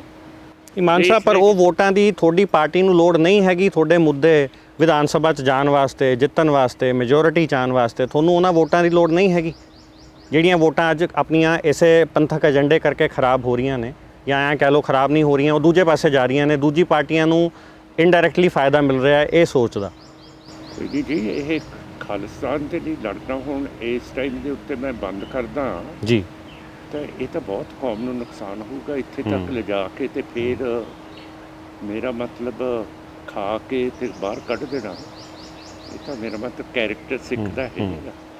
ਖਾ ਲਓ ਤੇ ਕੱਢ ਦਿਓ, ਇਹ ਤਾਂ ਹੁਣ ਜਿਹੜੀ ਚੀਜ਼ ਗੁਰੂਆਂ ਨੇ ਦਿੱਤੀ ਹੈ, ਜਿਹੜਾ ਸਾਡਾ ਰਾਈਟ ਹੈ, ਉਹਦੇ ਲਈ ਮੈਂ ਲੜ ਰਿਹਾ, ਕੋਈ ਨਜਾਇਜ਼ ਰਾਈਟ ਦੇ ਲਈ ਨਹੀਂ। ਜੇ 2 ਗਜ਼ ਸਾਨੂੰ ਜ਼ਮੀਨ ਨਹੀਂ ਮੈਜੋਰਿਟੇਰੀਅਨ ਹਿੰਦੂ ਦੇ ਸਕਦਾ, ਫਿਰ ਇਸ ਦੇਸ਼ ਦੇ ਵਿੱਚ ਰਹਿਣਾ ਵਾਜਬ ਹੈ। ਤੁਸੀਂ ਆਪ ਰਾਤ ਨੂੰ ਸਿਰਹਾਣੇ ਦੇ ਉੱਤੇ ਜਦੋਂ ਰੱਖੋਗੇ, ਇਹ ਸੋਚਿਓ ਕਿ ਇਹ ਸਿੱਖਾਂ ਦੀ ਹਾਲਤ, ਇਹਨਾਂ ਨੂੰ ਗੁਲਾਮ ਰੱਖ ਕੇ ਸਾਨੂੰ ਫਾਇਦਾ ਹੈਗਾ। ਤੇ ਤੁਸੀਂ ਸਿੱਖਾਂ ਨੂੰ ਗੁਲਾਮ ਮੰਨਦੇ ਹੋ ਹਲੇ ਪੰਜਾਬ 'ਚ? ਗੁਲਾਮ ਹੈ, ਹੋਰ ਕੀ ਹੈ। ਹਾਂਜੀ, ਤੇ ਹਿੰਦੂਤਵਾ ਲਦਾਖ 1834 ਦੇ ਵਿੱਚ ਲਾਹੌਰ ਦਰਬਾਰ ਸਿੱਖਾਂ ਨੇ ਫਤਿਹ ਕੀਤਾ ਸੀ, ਆਪਣੇ ਰਾਜ ਦੇ ਵਿੱਚ ਮਿਲਾ ਲਿਆ ਸੀਗਾ। ਜਦ ਦਾ ਹਿੰਦੁਤਵਾ ਦਾ ਰਾਜ ਆਇਆ ਹੈ 1962 ਦੇ ਵਿੱਚ 40,000 ਕਿਲੋਮੀਟਰ ਸਕੁਅਰ ਕਿਲੋਮੀਟਰਸ ਹਿੰਦੁਤਵਾ ਨੇ ਚੀਨ ਨੂੰ ਦੇ ਦਿੱਤੇ ਹੈ। 2020 ਦੇ ਵਿੱਚ 900 ਸਕੁਅਰ ਕਿਲੋਮੀਟਰ ਹੋਰ ਚੀਨ ਨੂੰ ਦੇ ਦਿੱਤੀ ਹੈ। ਜਿਹੜੀ ਕੌਮ ਨੂੰ ਅਣਖ ਹੀ ਨਹੀਂ ਹੈ ਤੇ ਐਵੇਂ ਵੋਟਾਂ ਦੇ ਸਹਾਰੇ ਦੇ ਉੱਤੇ ਹਿੰਦੁਤਵਾ ਕਰੀ ਜਾਣਾ, ਮੇਰਾ ਮਤਲਬ ਕੋਈ ਅਣਖ ਤਾਂ ਹੋਣੀ ਚਾਹੀਦੀ ਹੈ ਮੁਲਕ ਦੇ ਵਿੱਚ। ਉਹਦੇ ਬਾਰੇ ਵੀ ਤੁਸੀਂ ਪ੍ਰਕਾਸ਼ ਕਰੋ ਕਿ ਤੁਹਾਡਾ ਕੀ ਖਿਆਲ ਹੈ। ਇਹ ਪਾਰਲੀਮੈਂਟ ਦੇ ਵਿੱਚ ਕੁਐਸਚਨ ਹੀ ਨਹੀਂ ਹੁੰਦਾ, ਕਿਉਂ ਕਰਕੇ ਬੇਸ਼ਰਮ ਲੋਕ ਹੈ ਜਿਹੜੇ ਪਾਰਲੀਮੈਂਟ 'ਚ ਬੈਠੇ ਹੈ, ਜਿਹੜਾ ਆਪਣੀ ਧਰਤੀ ਨੂੰ ਲਟਾਈ ਜਾਂਦੇ ਹੈ। ਤੇ ਇੱਥੇ ਇੱਕ ਸਿੱਖ ਬੈਠਾ ਬੋਲੀ ਜਾਂਦਾ ਹੈ ਕਿ ਤੁਸੀਂ ਆਪਣੀ ਜਿਹੜੀ ਟੈਰੀਟਰੀ ਤੁਹਾਨੂੰ ਸਿੱਖਾਂ ਨੇ 1834 'ਚ ਦਿੱਤੀ ਸੀ, ਕਸ਼ਮੀਰ ਤੁਹਾਨੂੰ ਪੂਰਾ ਦਿੱਤਾ ਸੀ 1819 ਦੇ ਵਿੱਚ। ਖਾਲਸਾ ਰਾਜ ਨੇ ਅਫਗਾਨਿਸਤਾਨ ਦਾ ਇਹ ਇੱਕ ਪ੍ਰੋਵਿੰਸ ਸੀਗਾ, ਸੂਬਾ ਸੀ, ਉਹ ਕਸ਼ਮੀਰ ਤੁਹਾਨੂੰ ਦੇਤਾ। 47 ਤੋਂ ਬਾਅਦ ਤੁਸੀਂ ਬਹੁਤ ਹਿੱਸਾ ਪਾਕਿਸਤਾਨ ਨੂੰ ਦੇਤਾ, ਚੀਨ ਨੂੰ ਦੇਤਾ। ਫਿਰ ਮੇਰਾ ਮਤਲਬ ਜੇ ਤੁਸੀਂ ਕੰਟਰੀ ਨੂੰ ਰੱਖ ਹੀ ਨਹੀਂ ਸਕਦੇ, ਉੱਥੇ ਆਦਿਵਾਸੀ ਬੈਠੇ ਹੈ ਸੈਂਟਰਲ ਇੰਡੀਆ 'ਚ, ਉਹਨਾਂ ਨੂੰ ਮਾਓਵਾਦੀ ਕਹਿ ਕੇ, ਉਹਨਾਂ ਨੂੰ ਨਕਸਲਾਈਟ ਕਹਿ ਕੇ ਉਹਨਾਂ ਨੂੰ ਗੋਲੀਆਂ ਮਾਰੀ ਜਾਂਦੇ ਹੋ। ਰਿਚ ਬਿਜ਼ਨਸਮੈਨ ਉਹਨਾਂ ਦੇ ਜਿਹੜੀ ਉੱਥੇ ਜੰਗਲਾਂ ਦੇ ਵਿੱਚ ਵੈਲਥ ਹੈ, ਉੱਥੇ ਸੋਨਾ ਚਾਂਦੀ ਪੱਥਰ ਲੱਕੜ ਪਾਣੀ ਹੈ, ਉਹ ਲੁੱਟਣਾ ਚਾਹੁੰਦੀ ਹੈ। ਉਹਨਾਂ ਦੀਆਂ ਬੀਬੀਆਂ ਨੂੰ ਫੜ ਕੇ ਕੰਜਰਾਂ ਦੀਆਂ ਮੰਡੀਆਂ ਕਲਕੱਤੇ, ਦਿੱਲੀ, ਬੰਬੇ, ਬੈਂਗਲੌਰ ਦੇ ਵਿੱਚ ਧੰਦਾ ਕਰਾਉਣਾ ਚਾਹੁੰਦੇ ਹੈ। ਇਹ ਚੀਜ਼ ਹੋ ਰਹੀ ਹੈ, ਇਹਦੇ ਬਾਰੇ ਤੁਸੀਂ ਕਦੇ ਨਹੀਂ ਸੋਚਿਆ ਕਿ ਕਿੰਨੀ ਗਿਰਾਵਟ ਦੇ ਵਿੱਚ ਹਿੰਦੁਤਵਾ ਰਾਜ ਕਰ ਰਹੀ ਹੈ ਤੇ ਯੂਕਰੇਨ ਦੇ ਵਿੱਚ ਸਪੋਰਟ ਕਰ ਰਹੀ ਹੈ ਰਸ਼ੀਆ ਦੀ। ਹੁਣ ਤੁਸੀਂ ਮੈਨੂੰ ਦੱਸੋ, ਰਸ਼ੀਆ ਨੇ ਕਦੇ ਇੰਡੀਆ ਨੂੰ ਸਪੋਰਟ ਕੀਤਾ ਕਿ ਚੀਨ ਨੇ ਲਦਾਖ ਦੇ ਵਿੱਚ ਇੰਨੀ ਧਰਤੀ ਖੋਲੀ ਹੈ? ਜੀ ਬਿਲਕੁਲ ਨਹੀਂ ਕੀਤਾ ਨਾ। ਫਿਰ ਇਹ ਸੋਚ ਹੈ ਨਹੀਂ। ਫਿਰ ਰਸ਼ੀਆ ਉੱਥੇ ਇੱਡਾ ਵੱਡਾ ਮੈਸੇਕਰ ਕੱਲ੍ਹ ਹੀ ਹੋਇਆ ਹੈ। ਕਸ਼ਮੀਰ ਦੇ ਵਿੱਚ ਰੋਜ਼ ਪੜ੍ਹਦੇ ਹੋ ਜੀ ਫੇਕ ਕਾਊਂਟਰ ਕਰਦਾ, ਉੱਥੇ ਗੋਲੀ ਮਾਰੀ ਜਾਂਦੇ ਹੋ। ਕੋਈ ਸੁਪਰੀਮ ਕੋਰਟ ਨਹੀਂ ਸੁਣ ਰਹੀ, ਕੋਈ ਹਾਈ ਕੋਰਟ ਨਹੀਂ ਸੁਣ ਰਹੀ। ਇਹਦੇ ਨਾਲ ਤੁਸੀਂ ਪ੍ਰਸੰਨ ਹੋ?